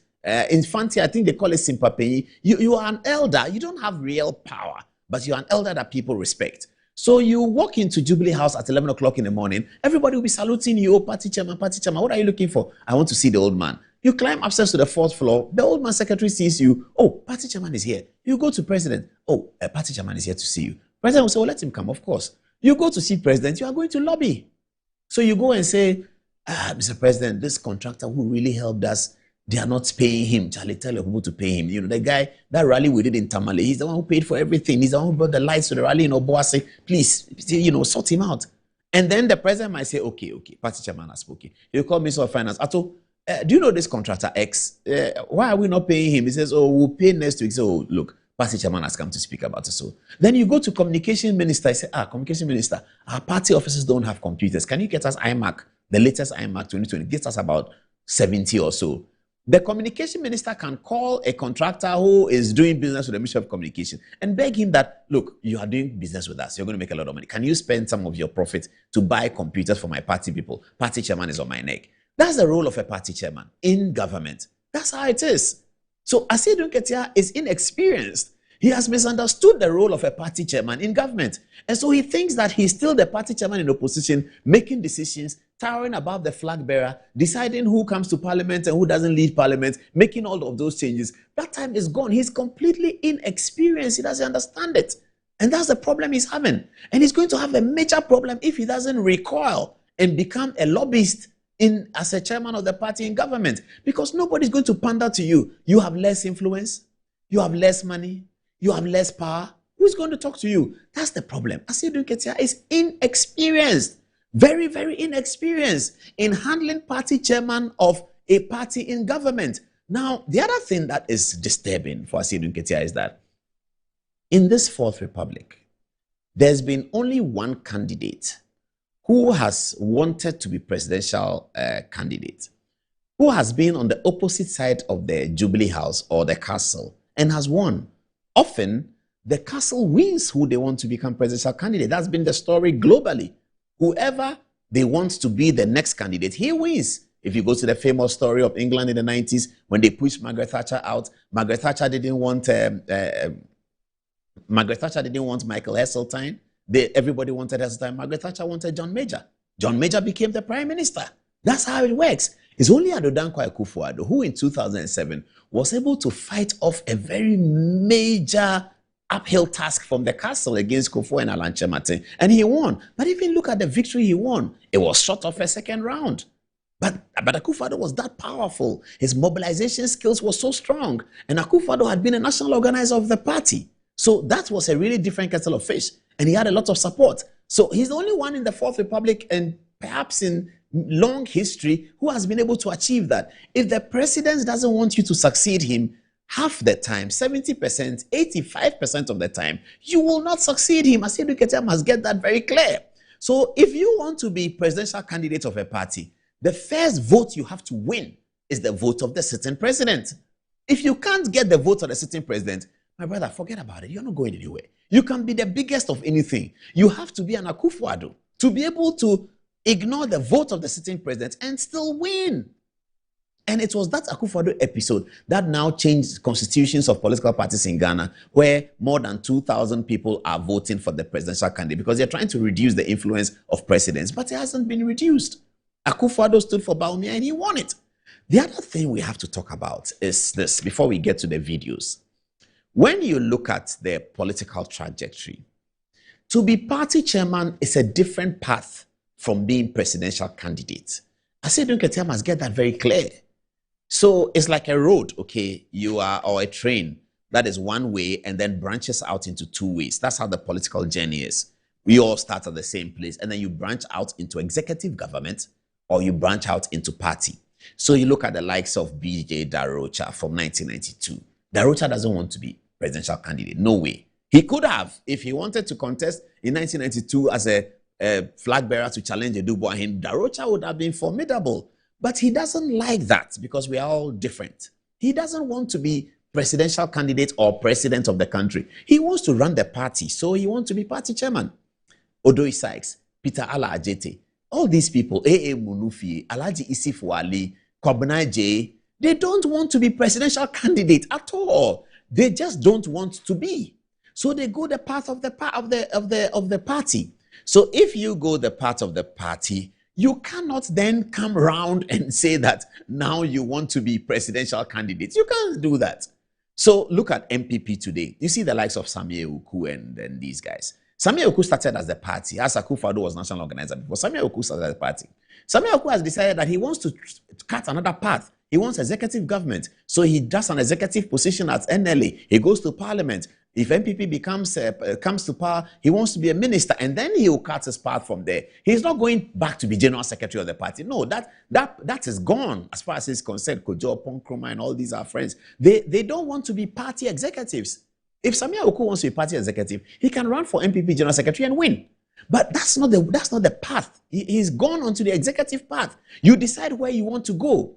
It's going to be very, very difficult for Asiedu Nketia to navigate that. But before I get to that trajectory, let's look at the videos of what happened.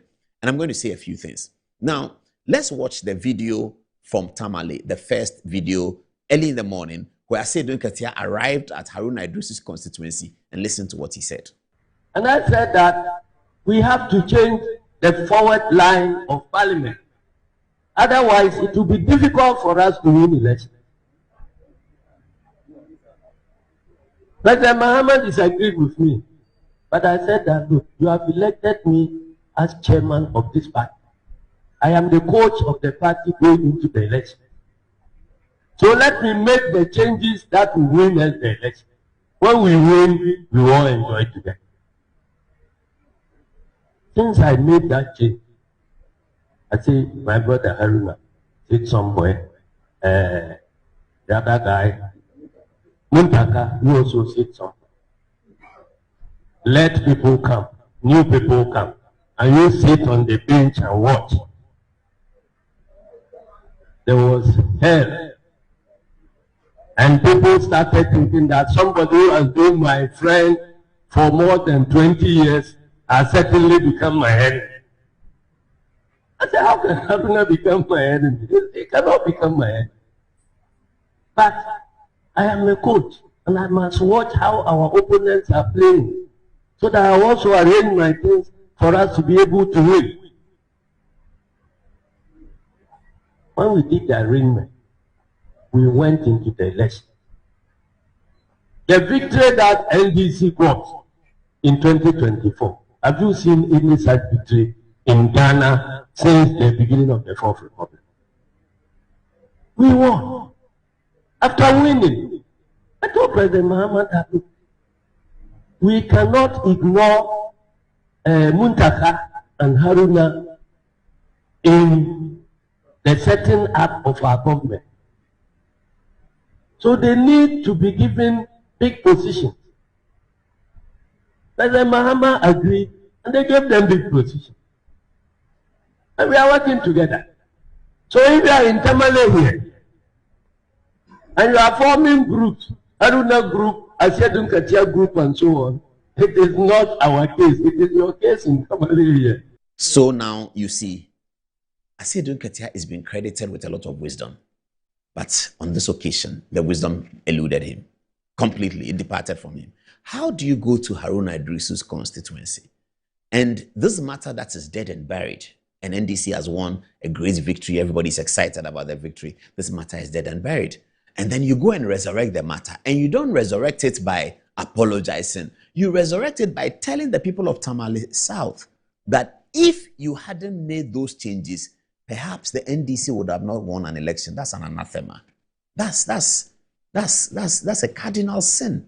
You can't do that. That's no wisdom. That's empty wisdom.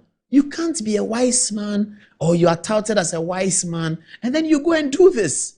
You go and sit in Haruna Idrisu's constituency, and Haruna Idrisu is a tower in the NDC as far as the North is concerned, and even globally. You go to his constituency, he's not there, and then you tell them that if I didn't remove your brother, we wouldn't have won the election. This NDC election, which is the biggest in the history of the Fourth Republic, cannot be said to have been won by only one aspect. And you see, if you look at President Mahama's appointments, you see that he had recognized that. So appointments have gone to civil society, appointments have gone to journalists, appointments have gone to people who are non-core to the NDC agenda. And these appointments have gone because the president has recognized that the victory that he got and the victory that the NDC got was a victory made of many strands. It wasn't a victory because Asiedu Ketia did this, or he, John Mahama, did that, or Sam George did this. Many people contributed. So all of those aspects of people who contributed have been recognized in the appointments that the president has given. Now, if you're a vice chairman of a party, even if you look at the appointments president has given, you will not go and make that preposterous statement that it was because of your decision to remove somebody. That is why the party won. That if you hadn't removed them, the party would have lost the election. I mean, that is the lowest. I can't see how anybody who is described as a wise man will go and say something like that. But Asiedu Ketia said it. So on that score, he completely failed. You are telling people that your boss, your guy, the guy you adore, the guy who looks after you, and then you come back and say, then I got him a ministerial position. Are you the president? What are you talking about? He's misunderstanding the transition from a party chairman in opposition to party chairman in government. He's completely botched it. It's completely botched. I don't think he can even recover, but maybe he can. I don't know. But it's botched. It's really, really botched on Asiedu Ketia's side. It's very complicated, isn't it? Then Haruna Iddrisu responds. Now, I'm going to show you a few things about Haruna Iddrisu's response that are very critical. First, let's watch the response. I recall when President came for his thank you tour, not the other thank you tour, the proper thank you tour of President Mahama. Proper thank you tour of President Mahama as President Flatman. What cannot be said, Mr. President? We can say it. A proper thank you of President Mahama, not the curtain raiser one. You heard Haruna Iddrisu's response. Now, viewers, there's something that I think I've been sharing with friends over the weekend as we're watching football and all that. But there's something I think you haven't noticed. I'm going to show you the video again as I talk in slow motion.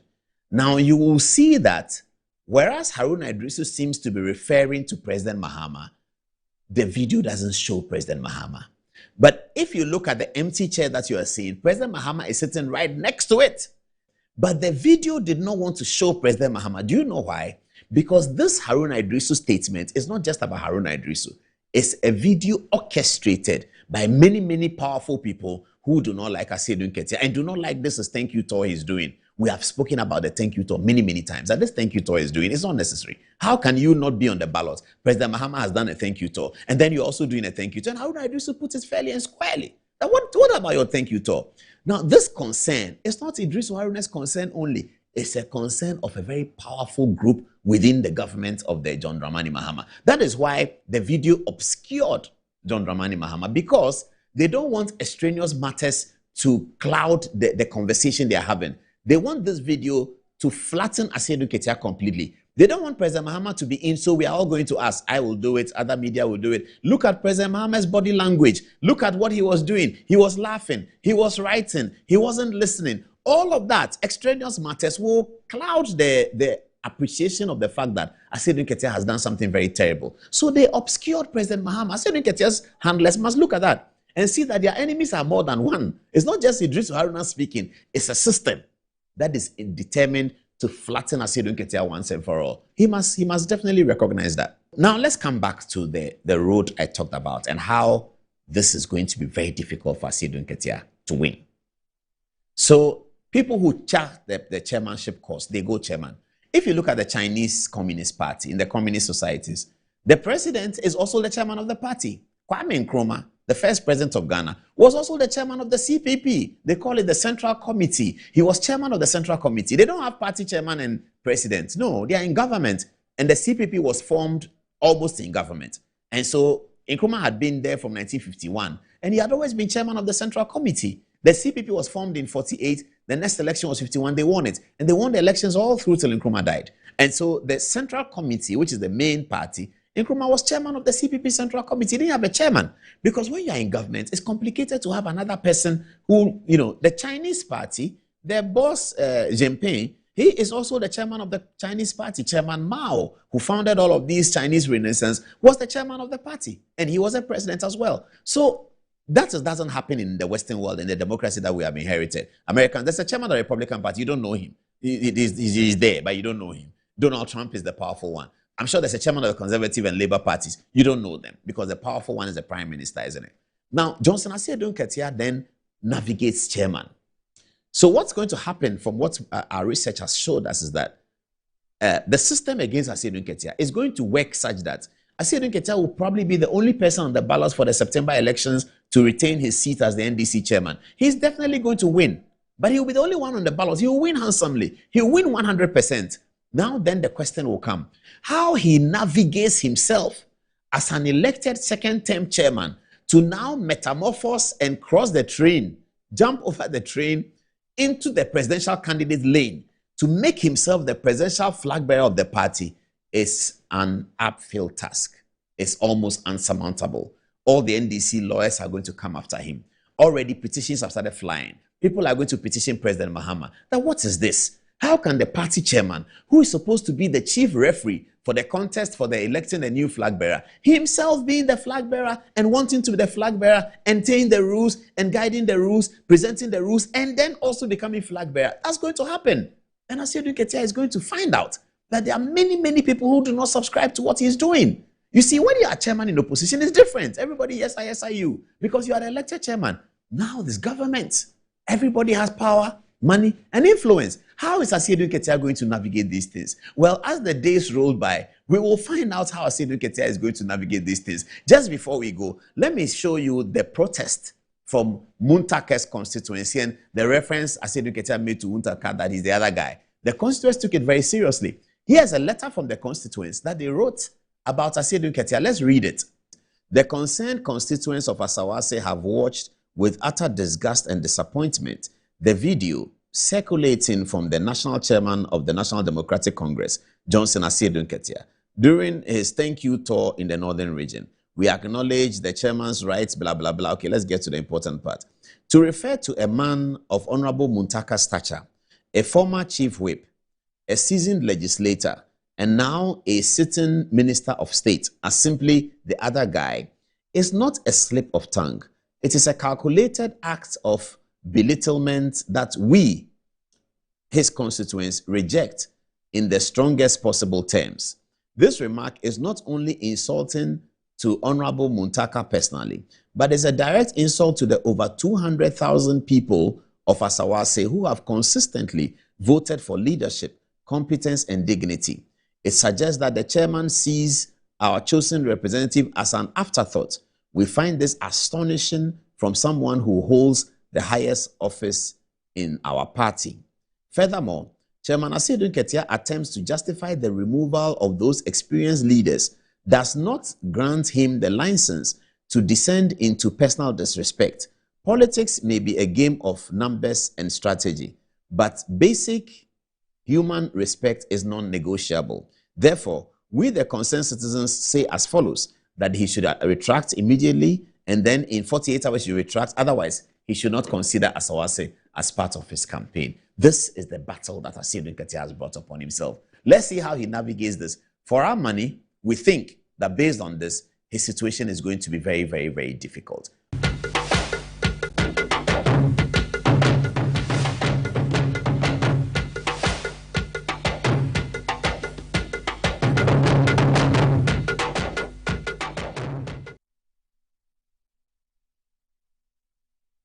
Hope you liked it. I sincerely hope that you liked it. We did quite a bit last night. All the young people were in the studio were combing this and combing that, finding out who was the MPP chairman. They didn't know who Darocha was. They are Gen Z people. They didn't know BJ Darocha.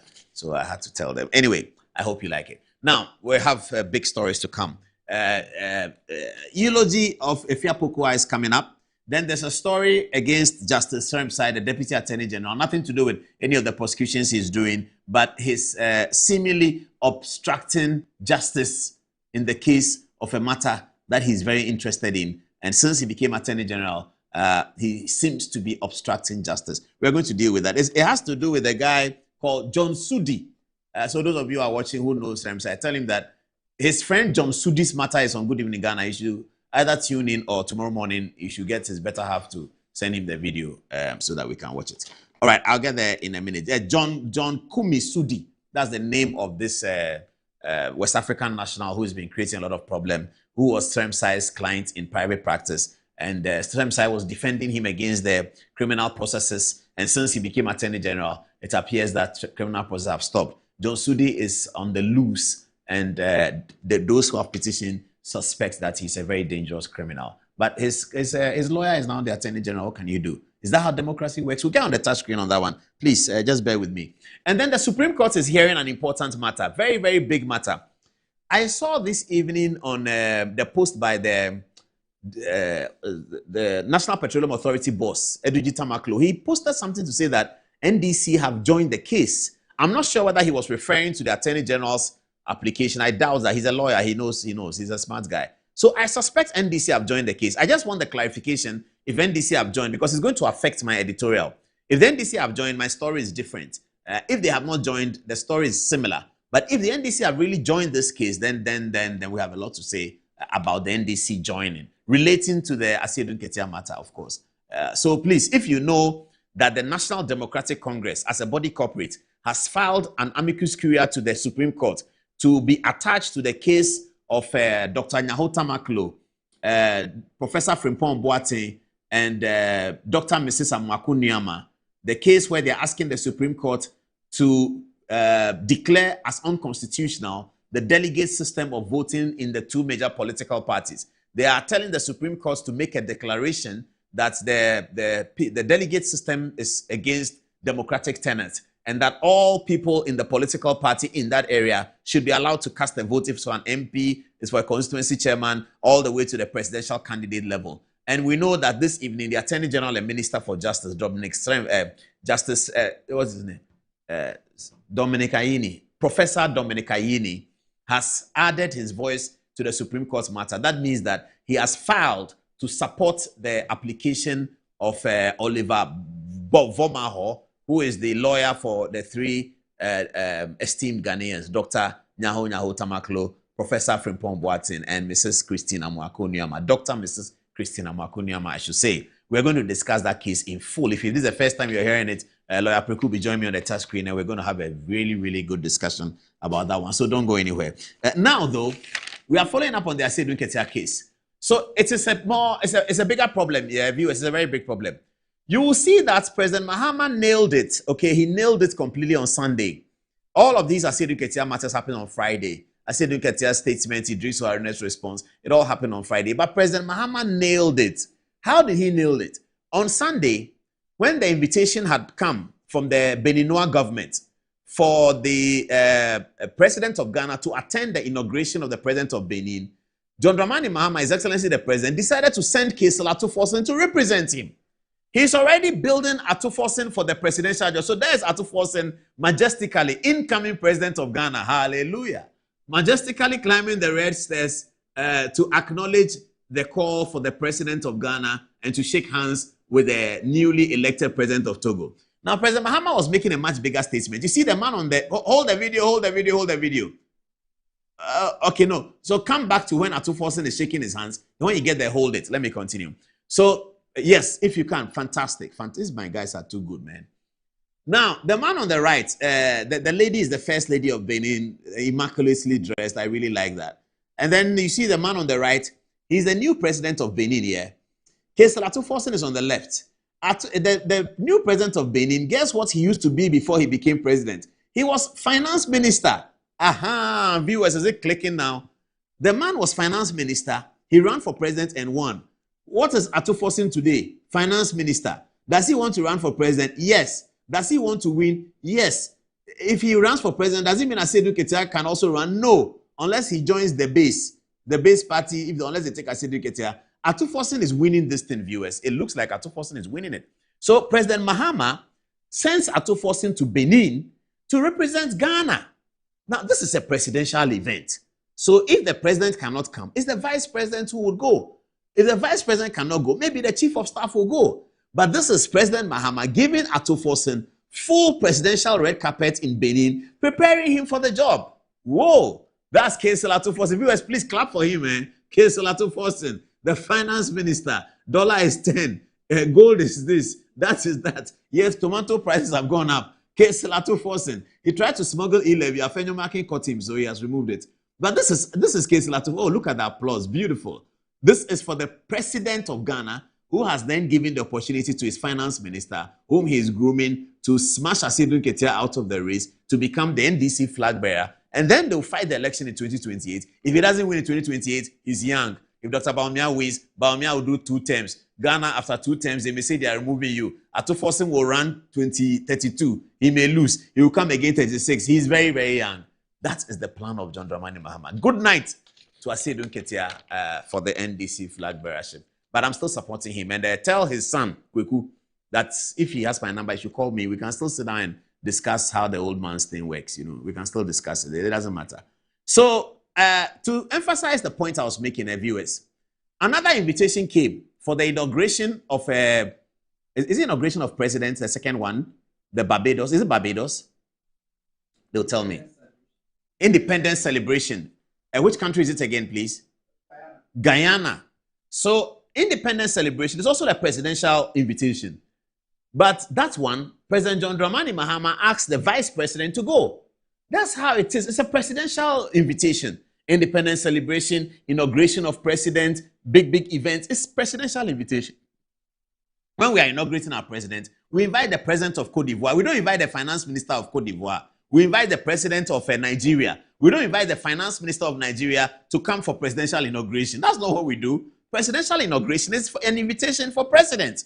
But the president decided that I'm grooming my finance minister, so I to come. Go to Benin and represent me. You start getting a feel of this presidency thing. And you see how majestic he was walking. This is going to be very interesting. Tell Asiedu Nketia that it's almost out. It's almost good nights. It's almost certainly good nights for him. Because as I said, the first vote that Asiedu Nketia has to win is the vote of this man, John Dramani Mahama. If Asiedu Nketia cannot win John Dramani Mahama's votes, I'm sorry, it's going to be very, very difficult. But we are available. We are consultants. We are very available to look at the politics, to help him to reshape his destiny. I mean, we are going to vote for Bawumia. Bawumia is going to win, but it doesn't hurt to help and enrich the democracy by packaging Asiedu Nketia for him to come up. It doesn't hurt. I mean, Bawumia is going to win anyway. That one, it goes without saying, does it? All right. It's now 9 minutes to the top of the hour at 11 o'clock. Let's get onto the touch screen with 2 of our complicated stories tonight. Oh, Efia Pokuah. You see, when you're grooming your daughters or your children, and you know, I used to wonder to some of these people who support this guy who only knows how to insult people. But it's politics. I mean, we have all come to understand that it's politics. Now it's happening in their party. I heard a video where somebody says that, I mean, I can't even use the word they use for him. This is an Nukwenu. My friend Nukwenu, I think it's from Zelukopa. Zelukopa, there's a family there. They named Nukwenu. I think it's from Zelukopa. Ask whether it's from Zelukopa. So Nukwenu I almost spoke Ewe, but I don't want you to know I speak Ewe, so I'll never speak it. But I don't want you to know. So Nukwenu, I want to say in Ewe, Nukwenu went on radio and said, but it's okay. So Nukwenu from Zelukopa said that the guy, oh my goodness, I can't use the word he used. But can't we elevate the discussion? Will politicians continue to pay people who just insult? Are we going to continue to do that? Can't we elevate the discussion? This guy said desperate things about Efia Pokuah. Efia Pokuah comes in response and says that Okatechi came to America 1 year. Look at what he has achieved.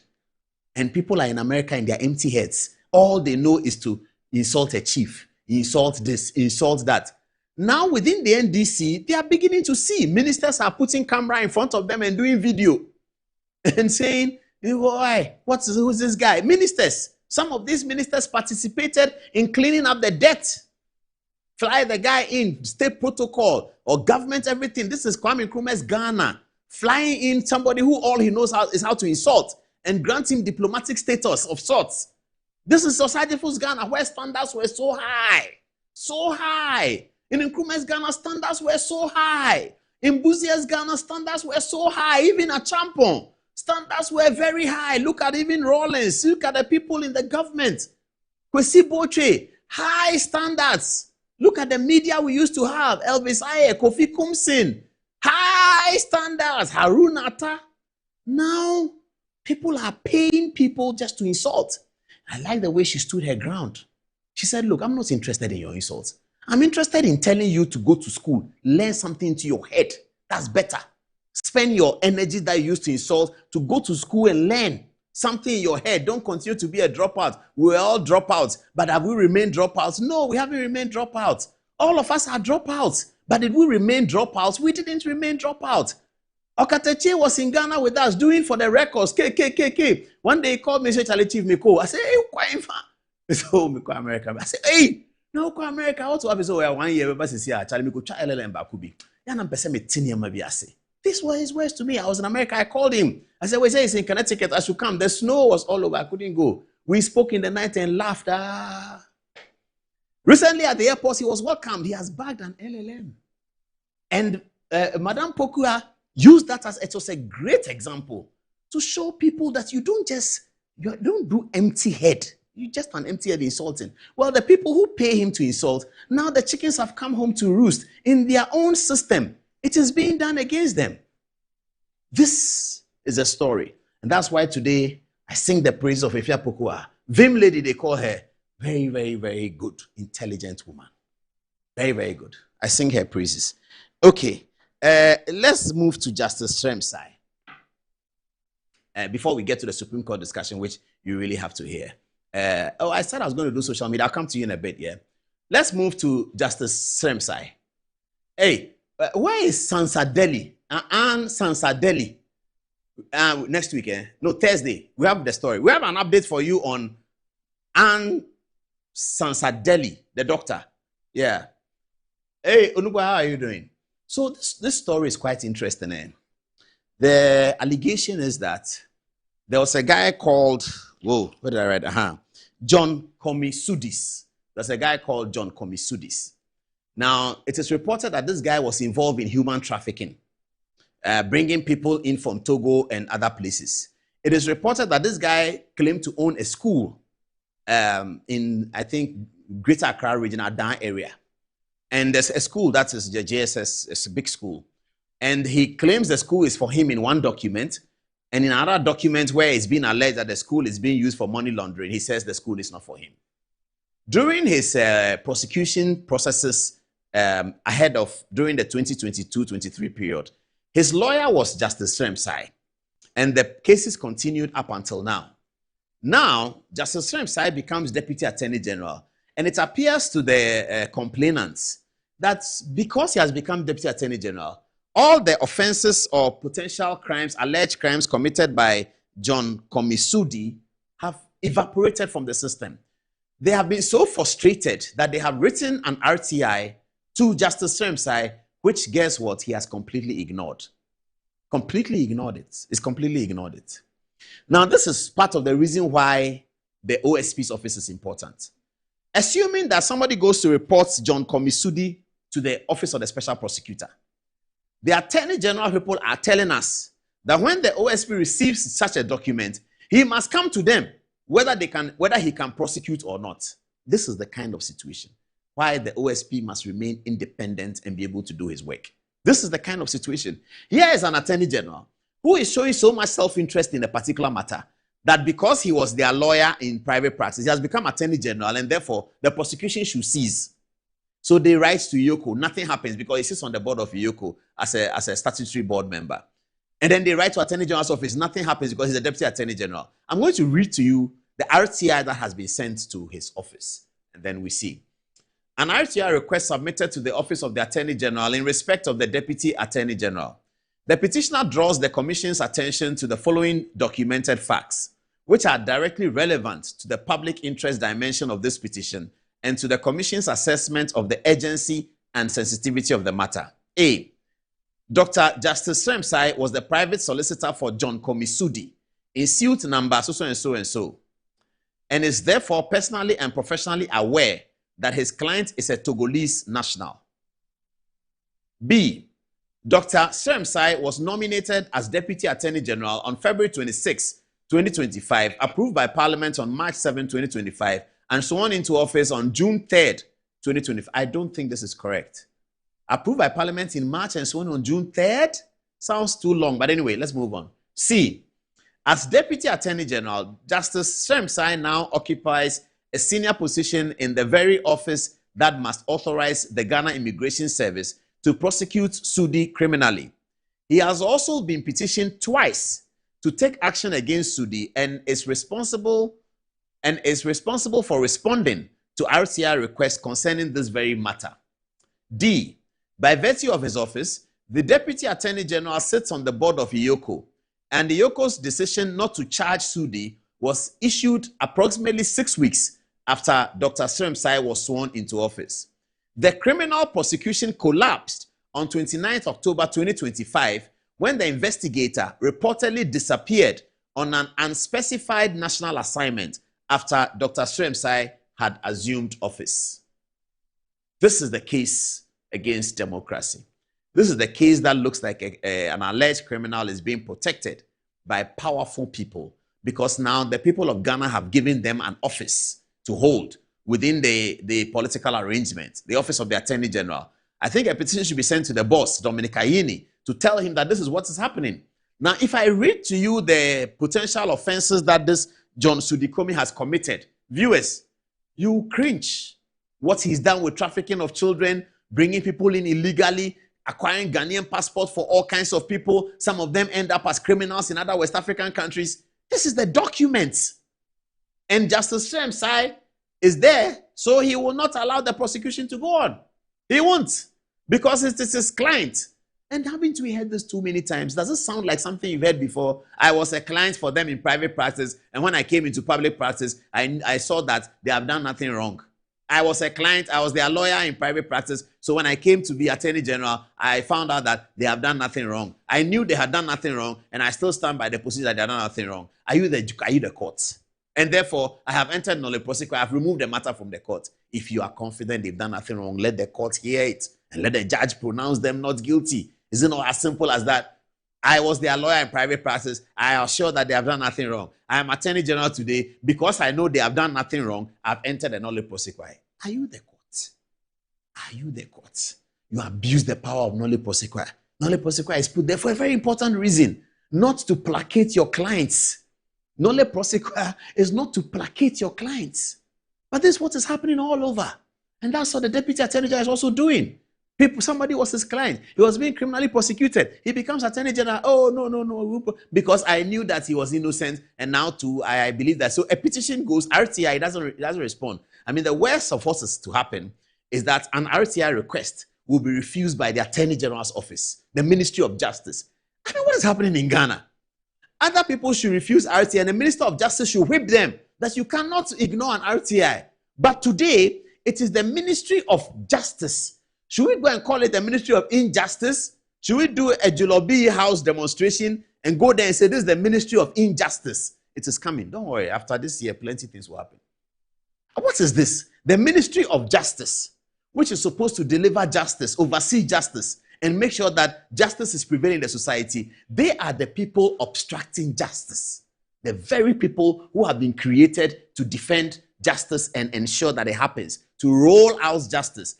An RTI petition comes to you, you don't respond, you ignore it as Ministry of Justice. Okay, let's take some text messages and then we come back and tell you what's happening in the Supreme Court, where I'm going to have a very interesting discussion with Lawyer Preku, because we have already been having a discussion. We are disagreeing big time on how the Supreme Court should go in this all-important Supreme Court case. And congratulations to the applicant. I refer to Dr. Nyaho Tamaklo, Professor Frimpong Boate, and Dr. Christina Mwakunama. Let me start with you, Ella. What are people saying? All right. So people seem to be very interested in Atieh Nketiah's candidacy and are requesting that he definitely run.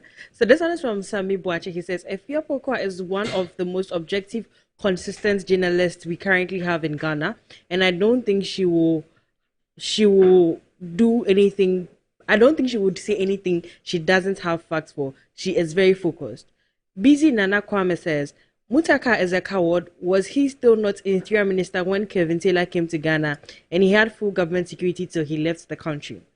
Osman Mohammed said that Gombas have a saying that when you use your mouth to drive, you hardly are involved in an accident. Paul, he can say whatever he likes, but we know the truth. General EL says NDC should stop fighting within themselves and stop this division.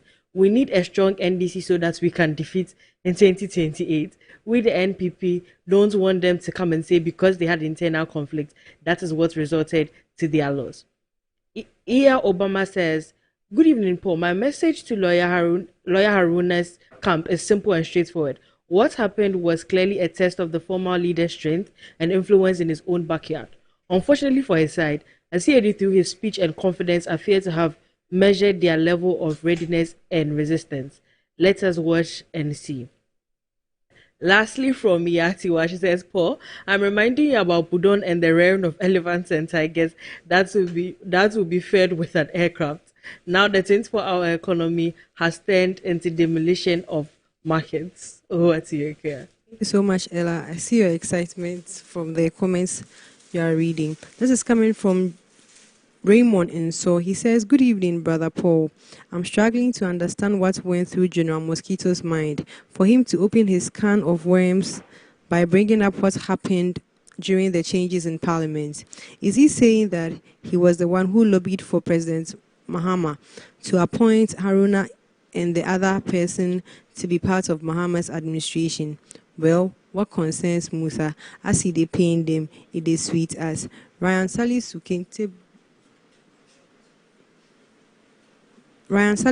Baku says, Paul, I enjoyed the editorial so much. In the end, the NDC, regardless of who ends up leading them, will be decided between JDM and Asiedu Nketia.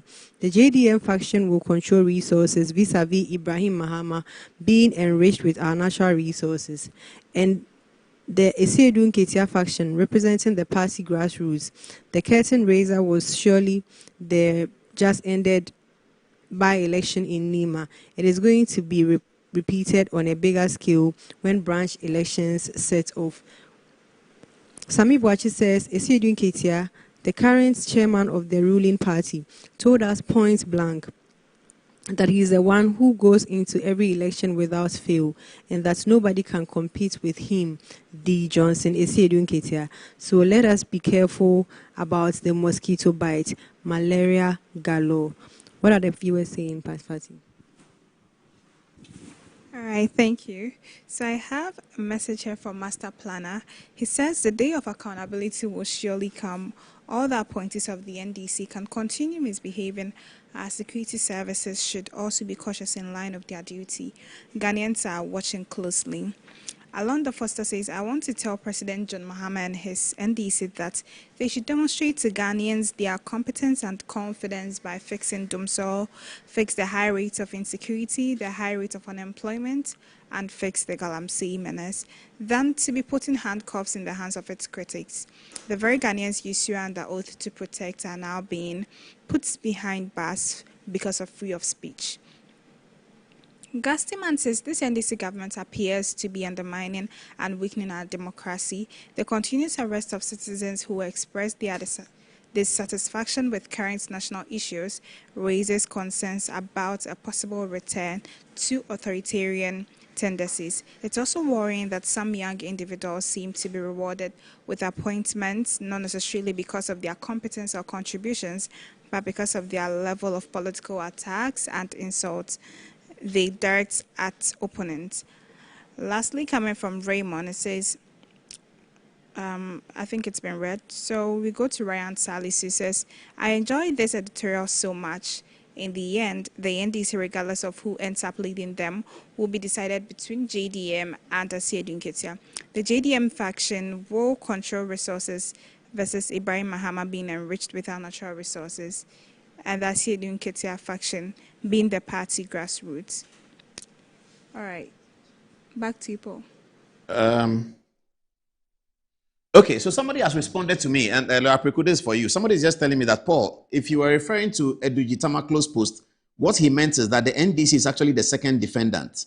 Oh, okay. So the allegation, okay, we'll come there. So the story that NDC is the second defendant, that's clarified. I'll come to the touch screen in a minute, but I really want to read this text message from Lawyer Edie. Lawyer Edie, how are you? Yeah, back at the Sala. Okay. He says, Senior Paul, the only reason for this sudden move by the Attorney General is because the government, and he's referring to the Supreme Court case we're about to discuss. The only sudden move by the AG is because the government established. Okay, so the person says that Lawyer Tamaklo actually caused a defense to be filed. Okay, so we actually don't know what's in the defense, whether we don't have the process. We don't have it. Okay.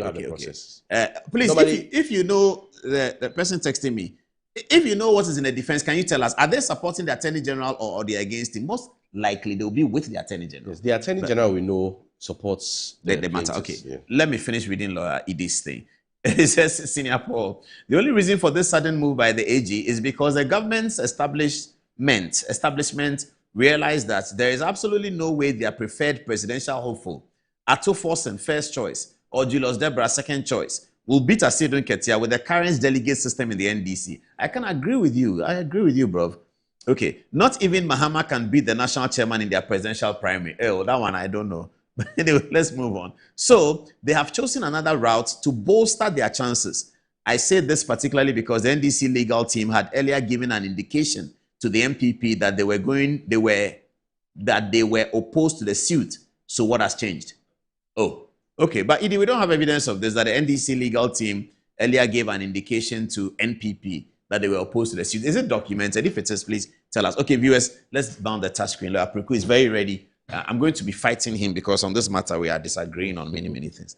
Okay, Lawyer, so NDC is the defendant. Yes, the second. So it's actually against the Attorney General, obviously, the Electoral Commission, the NPP, because they allege that certain provisions in the NPP constitution are to be challenged. The NDC also as a party, and the CPP, because all these political parties engaged in what we call an electoral college system. When we say an electoral college system, it basically means a system where the General Congress or the General Association cedes its voting or decision-making power to a select few to make a decision. So it's the Attorney General, obviously, the Electoral Commission of Ghana, because they are claiming that the Electoral Commission of Ghana has a responsibility to ensure that the internal rules and practices of parties are in line with the Constitution, as well as the parties themselves. The New Patriotic Party, the National Democratic Congress, and the Convention's People's Party. And the base. For that, I've not seen the document. So we have to say something about these citizens. That is so. Professor Frimpong Boateng, Dr. Nyaho Tamaklo, and Dr. Mrs. Christina Mwakunam. I think they've done well. So yes, senior citizens. MPP, former MPP, NDC. Okay, all right. Okay. So I'm not sure what was going through their minds, but I know Nyaho has been complaining about this for a very long time. He wanted, they are wanting a better democratic establishment within the party. And also, the argument they make is that if you look at the voting situation right now, the 77% are below the age of 40.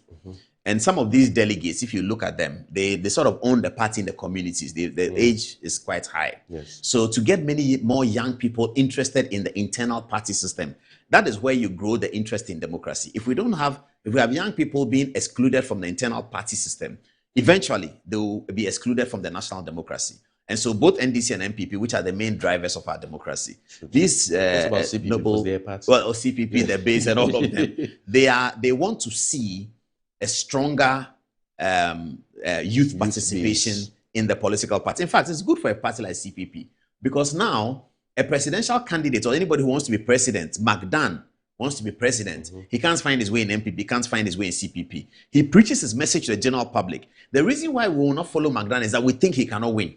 That's it. But if the system is there and McDan takes over the CPP and says that, come and register and vote for me as a candidate in the CPP. And when I become president, this is what I'm going to do, this is what I'm going to do. And the people can see a path towards it. You can have 6 million youth registering to be CPP members to elect McDan as their candidate and therefore candidate for the main election. So it's something. Your case is that because there's general participation in election of the flag bearer, there would be heightened interest in general participation at the general election. Absolutely. But then, so what's the main thrust of the suit? So the contention of the parties who are represented by Oliver Vomawo is that the current system of the election of flag bearers we have is unconstitutional on the basis that it uses what we call a delegate system or an electoral college, loosely referred to, where individuals, whether they are police station executive, constituency executives, former ministers or whatever, are not the general population of the party, are the ones responsible for electing who will lead the party to the polls. That's the flag bearer. They argue that this system is discriminatory, contrary to Article 17 of the Constitution, and it is not in tandem with democratic principles of the 1992 Constitution, which provides that the voting of persons into power and elected offices is done by universal adult suffrage. And so that basically is the base of their, or the bottom line of their case before the courts. And so they are currently, rival arguments to it.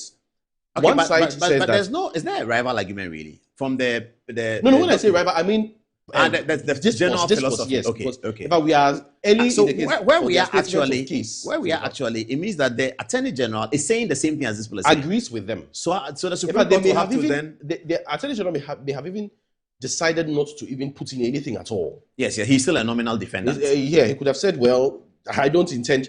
We saw that in the Kevin Taylor case where the day for Attorney the General motion said, came, I don't have anything to say. No, they did not show up. He didn't even show up. Yeah. There were lawyers from the Attorney General's department in court, but for that case, they did not show up. So he could do that.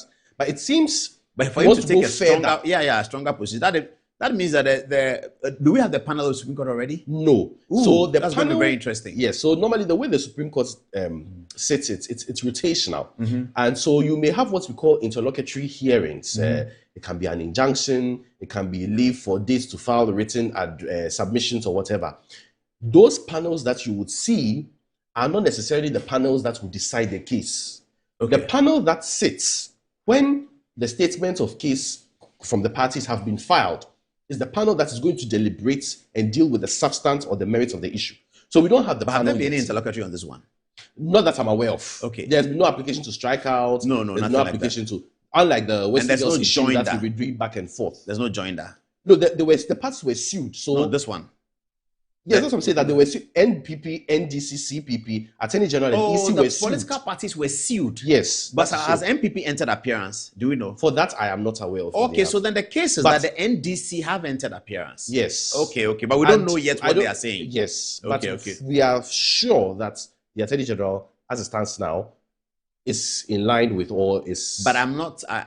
Then we can perhaps safely conclude that if the Attorney General has taken a position, the NDC party will not take a different position from the Attorney General. Well, seeing this government and the way things have been, more particularly, the party seems to be towing Chairman Asiru Nketia and Fifi Kwete seem to be towing the British line of government, where the party in and of itself as an institution is strong, as opposed to the American system where the president is strong. So you notice that there are instances where the party, I mean, obviously, last week is Friday, was an example where Chairman Asiru Nketia says that, well, I orchestrated the removal of so and so from the leadership of parliament. Which is what happens in Britain all the time. Which is what happens even when you're in government. Yes. For the Conservative Party, for instance, the chairman of what we call the 1922 committee is a very powerful person, and you have to even answer to what we call the backbenchers. So which is the British system. So in this instance, there's a possibility that Chairman Asiru Nketia will say, I'm not interested in having that. Therefore, NDC as a corporate entity must fight. So we must be interested in what the NDC has put out. Has to say. And then we have to tell our viewers that, okay, but your view of the matter is that if the Supreme Court were to agree with the Attorney General and the applicants, it will be unfair? I do not agree with it. More particularly, the broad argument that electoral college systems are undemocratic or ceding your party power undemocratic. Parliament is a system, for instance, that deals with it. Parliament is essentially an electoral college because the general participation of individuals in democracy is that we have given. So I vote at Ayawaso West Wogon, Mensa Sabah Hall. I am giving I'm ceding my sovereignty to an individual to go and represent me in Parliament. And for the next 4 years, actually. For the next 4 years. So our democracy is rife with several examples of giving authority to people as a result of that social contract theory. So when we come together to form a political party, there is a recognition that if the political party has 6 million members, it is not all the 6 million members that may have the same level of commitment, that may have the same level of exposure, that may have the same level of committee and fraternity among themselves, because you may have individuals that are nominal members, they just vote, they really don't they don't do anything to advance the party. Let us find individuals who are passionate about the party, who are constituency executives, who are polling station executives, who are in the belly of the elephant or the belly of the umbrella with the eagle on top, to elect the leaders of the party. And I believe that is in tandem with democratic principles. Democracy doesn't mean everybody should come together that's a good point. and But vote all the time. The conversation is really about electing the president and the presidential candidate. So if you look at the constitution again, you will see that the president, the parliament is elected by a first past the post situation. So you can have somebody winning parliament without winning the majority of the votes there. Yes, and it will be assumed that all of them have sent him to parliament. Yes. But when it comes to the presidency, the constitution changes. It now makes the presidency's votes 50% plus 1, a very obvious majority, because the powers that the president controls, as many more people must have agreed that he's president before he becomes president. So on that score, and looking at this, I am guessing that these applicants and the attorney general are saying that when it comes to the presidential candidate, everybody in the party must vote. So, for instance, they will not mean everybody in the party when they are voting the Ashanti Regional Chairman of NPP. So everybody in Ashanti Region may participate in the voting of the Ashanti Regional Chairman. But when it comes to the presidential candidate, all members, new and old, and those who will be registered as a matter of turning 18 or as a matter of not having any affiliation but now want to join the NDC and pay their dues, and I'm sure with this case, if they win, the dues will go a bit high. You're going to pay 100 cedis, 200 cedis every quarter or something like that to be a member of a political party. So they can get 6 million people paying that, and that's a lot of money. So it also energizes the party. It builds up their better IT system. It builds up programs for the youth. It builds up training and all of that, because people want to have a responsible franchise. So they're going to pay 100 cedis or take money from their parents or their friends to pay the 100 cedis so that they can elect the presidential candidate. And when it comes to their region, they can elect chairman. When it comes to their constituency, they can elect polling station executives. I don't know whether our democracy is not ready for that, but ultimately we have to get there. But I don't know whether it is this time. We have to, but we also have to look at the distinguishing of the party, qua party, from the option of passive people. The passive people, and even putting a candidate out to be voted for. Why do I say this? A party, despite the fact that, yes, we all know the history of political parties in Ghana, when Kwame Nkrumah passed the Avoidance of Discrimination Act, and so Muslim Association Party, Togoland Congress, Ganshifi Mokwe, is that how it's pronounced? Yes. NLM, and Law Youth Movement, and all of them came together. Their position since that time, since 1957, November 1957 to now, is that political parties in their nature are supposed to be all embracing of religion, tribe, ethnic groups, and what have you. But that does not mean that there should not be a level of graduation as regards rank and as regards decision making. Because the election of a flag bearer is in and of itself an act of decision making. The enactment of party constitution is in and of itself an act of decision making. Administrative decisions at the headquarters of a party is an act of decision making, which cannot be made by all members of the party for practical purposes. That's despite the fact that you may that's have a logistic impossibility. Logistic impossibility. So it's acceptable. Despite the fact that you may have a party card, you may be a member of a party loosely, does not mean that you may be the core or as a result of your operations, be part of the core. But they clarify that members in good standing. When you also say members in good standing, that in and of itself also is discriminatory. Why? Because members in good standing then means that you are now going to, individuals who are members, you are now going to, in and of itself, discriminate between persons. There'll be a common denominator of how you get in good standing, by paying your dues. By paying your dues. So there would still be discrimination. Because right now, the position they are saying that's a legitimate discrimination, isn't it? And this is not a legitimate No, it's not. If I'm a member of MPP, I cannot vote because I'm not a police station executive. I'm not a constituency executive. And also, they are trying to address corruption, because we hear often that delegates are paid a certain amount of money. And you can only do that if you are dealing with 100,000 delegates. The kind of information flowing around about the next NDC Congress that candidates may need $30 million to win and all of that's amazing amount of money. And it can fuel corruption. So if you have 2 million potential people voting where you don't even see them, like the national presidential candidate, does he pay all of us before voting? Nobody thinks about that because people have not seen John Mahama before they voted for him. In fact, the people who voted for Akufo-Addo twice, they've never seen him before. So because it is a national effort, you're going to have so many people participating, it's impossible to pay. You are electing the most important person in the political party and a potential president. We cannot leave that choice to only a few. Have we also thought of infiltration? That's what I was coming to. I mean, that's the only place I see the fact that this has to be worked out in some great detail because of our culture and all that. Yes, because if you are NDC and your MPP is coming to do their thing, and you know that if a certain person wins the MPP, it will be easier for the NDC. And the NDC bosses mobilize you that go and register for MPP. I'm sure they're going to think about it and put checks in place so that, for instance, if you have an NDC card, you cannot change your card over the next 5 years, 2 years, 3 years. But that may also be discrimination. Is it possible to have two cards? No, you can't have. Yes, but all of that will be there. How would there be a system of checking if you have? Oh, it's just our Ghana card. So your name is there. So if you go and register, they have to build a system. It's not going to start. If they get a ruling tomorrow, it's not going to start today. They have to build an IT system. It's going to cost money, but it's going to help our democracy. So if you are Paul Adomochi already registered as MPP, if you go and do NDC to blink and say you can't do that because you're already registered here, that's as simple as that. And you're going to be paying your dues here. So if you register two, you are able to pay double dues. What's going to happen? In fact, they must make it a criminal offense to attempt to register if you are already a member of another party. So you cannot. And if you are removing your membership to, there has to be a way in which you make it public enough that you have deleted yourself. But why can't I be a member of two political parties? That's a good question. I don't know. Why can't I be a member of two I don't know. I can be a member of the Ghana Bar Association and a member of the Ghana Law Society. That's what they call it. The new one, yes. It's freedom of association. 21. Can you be a member of two churches? Yes. Yes. Yeah, wow. People members of two churches. That's interesting. They pay tithe here. They pay tithe here. Even if they don't pay their members, their names are at multiple. And you can also be Asante Kotoko in Great Olympics. So why? That's interesting. And that in and of itself will also be a constitutional conundrum.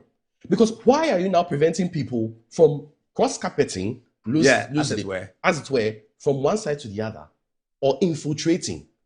That is why there has to be a barrier to ensure that the individuals that are putting forward the person to represent the party are pure. When I say pure, I mean blue-blooded MPP, green-blooded NDC.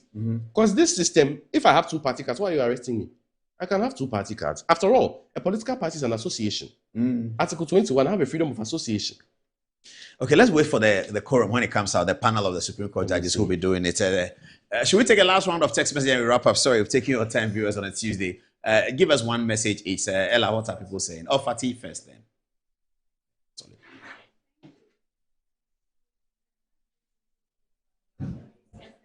Other registered members to vote in electing President Mahama as flag bearer to election 2016, but changed it back to delegate system because they complained a lot of NPP members registered as NDC and voted no against President Mahama. So this explanation from the NDC is what political parties are trying to avoid by going by delegate system. And lastly, I have Yalfebri here says, Johnson Asiedin Kete's explanation to the reason for a change of leadership by the NDC MPs is only a confirmation of what Mr. Sammy Gyamfi told Ghanaians in opposition and even made a lot of allegation. He went to the extent to accuse Honorable Haruna Iddrisu and Honorable Muntaka Mubarak for collaborating with the NPP government to make it difficult for the NDC to come into power. So the change is going to pave way for the NDC MPs to properly scrutinize and criticize the NPP government to make them into government. So Chairman Asiedin Kete's explanation to the changes is not different from what Mr. Sammy Gyamfi said in criticizing. Therefore, Honorable Haruna's comment about the NDC, thank you tour that Chairman Asiedin Kete's undertaking was not necessary, since that tour is the one giving assurance to the frustrated NDC members who have been neglected by their government, not the thank you to President Mahama, which is trying to tell the NDC members and Ghanaians his government have performed better. What do you have for us? Thank you so much, Patty. Coming from Oboba Kwabnafosu, he says, well done, Paul. Your intellectual strength and bold journalism continue to highlight issues that many people are afraid to question. The presidency of John Mahama and the NDC must understand that arresting or intimidating voices of free speech will not silence the people. Democracy is strengthened through truth, constructive criticisms, and accountability, not through fear or intimidation. Togbi Kuku Ametepe says, diasporans were receiving citizenship for free under Nana, but now they are being charged $2,500. All of a sudden, the e-visa system that the NPP introduced is now being charged at $260. Does it surprise anyone why tourism collapses anytime the NDC is in power? And finally, from Orlando Foster, he says, I want to tell President John Mahama and the NDC that they should demonstrate to Ghanaians their competence and confidence by addressing the persistent challenges facing the country. They must fix Dumso, tackle the high level of insecurity, reduce unemployment, and confront the Galamsey menace. Instead of focusing on putting handcuffs on critics, they should prioritize solving the real issues affecting the very citizens they swore under oath to protect. Increasingly, Ghanaians are being arrested for exercising free speech, which raises serious concerns about democratic freedoms. The hashtag is NDC Settings in Kwan. Thank you very much for that. So, Mohammed Yusiva says that, Paul, with proper and correct interpretation of common sense, Prof. Frimpong is not qualified to be identified as NPP member. The party has no space to accommodate bitter people who have benefited from the party and turned around to destroy the party. Lastly, Abdul Majid says, which article in the Constitution says NDC or NPP must allow all membership to elect its flag bearer? The Constitution guaranteed individuals or a group to form political parties, but how to run affairs does not concern the Constitution. The Constitution of Ghana has no authority on how they run their parties. Those old men should be resting and stop the hatred. It will not help them. Back to you. Okay, thank you very much. And sorry, viewers, we took too much of your time. We'll be back on another edition on Thursday. It's Good Evening Ghana is always live. Thanks for watching. Oh, sorry, there's a birthday dedication. I sincerely apologize.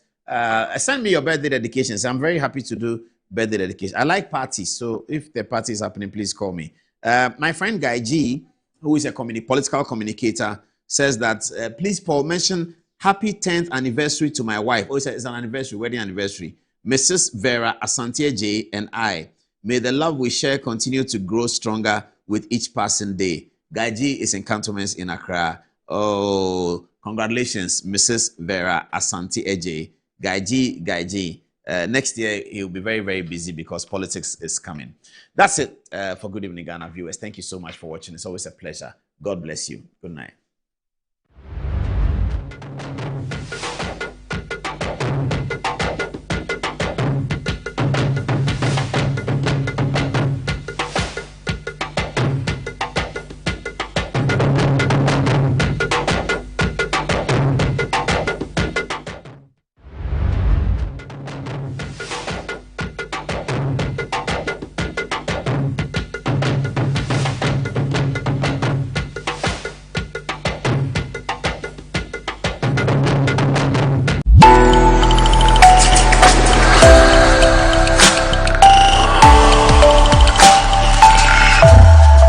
Show TV, insightful and inspiring moments.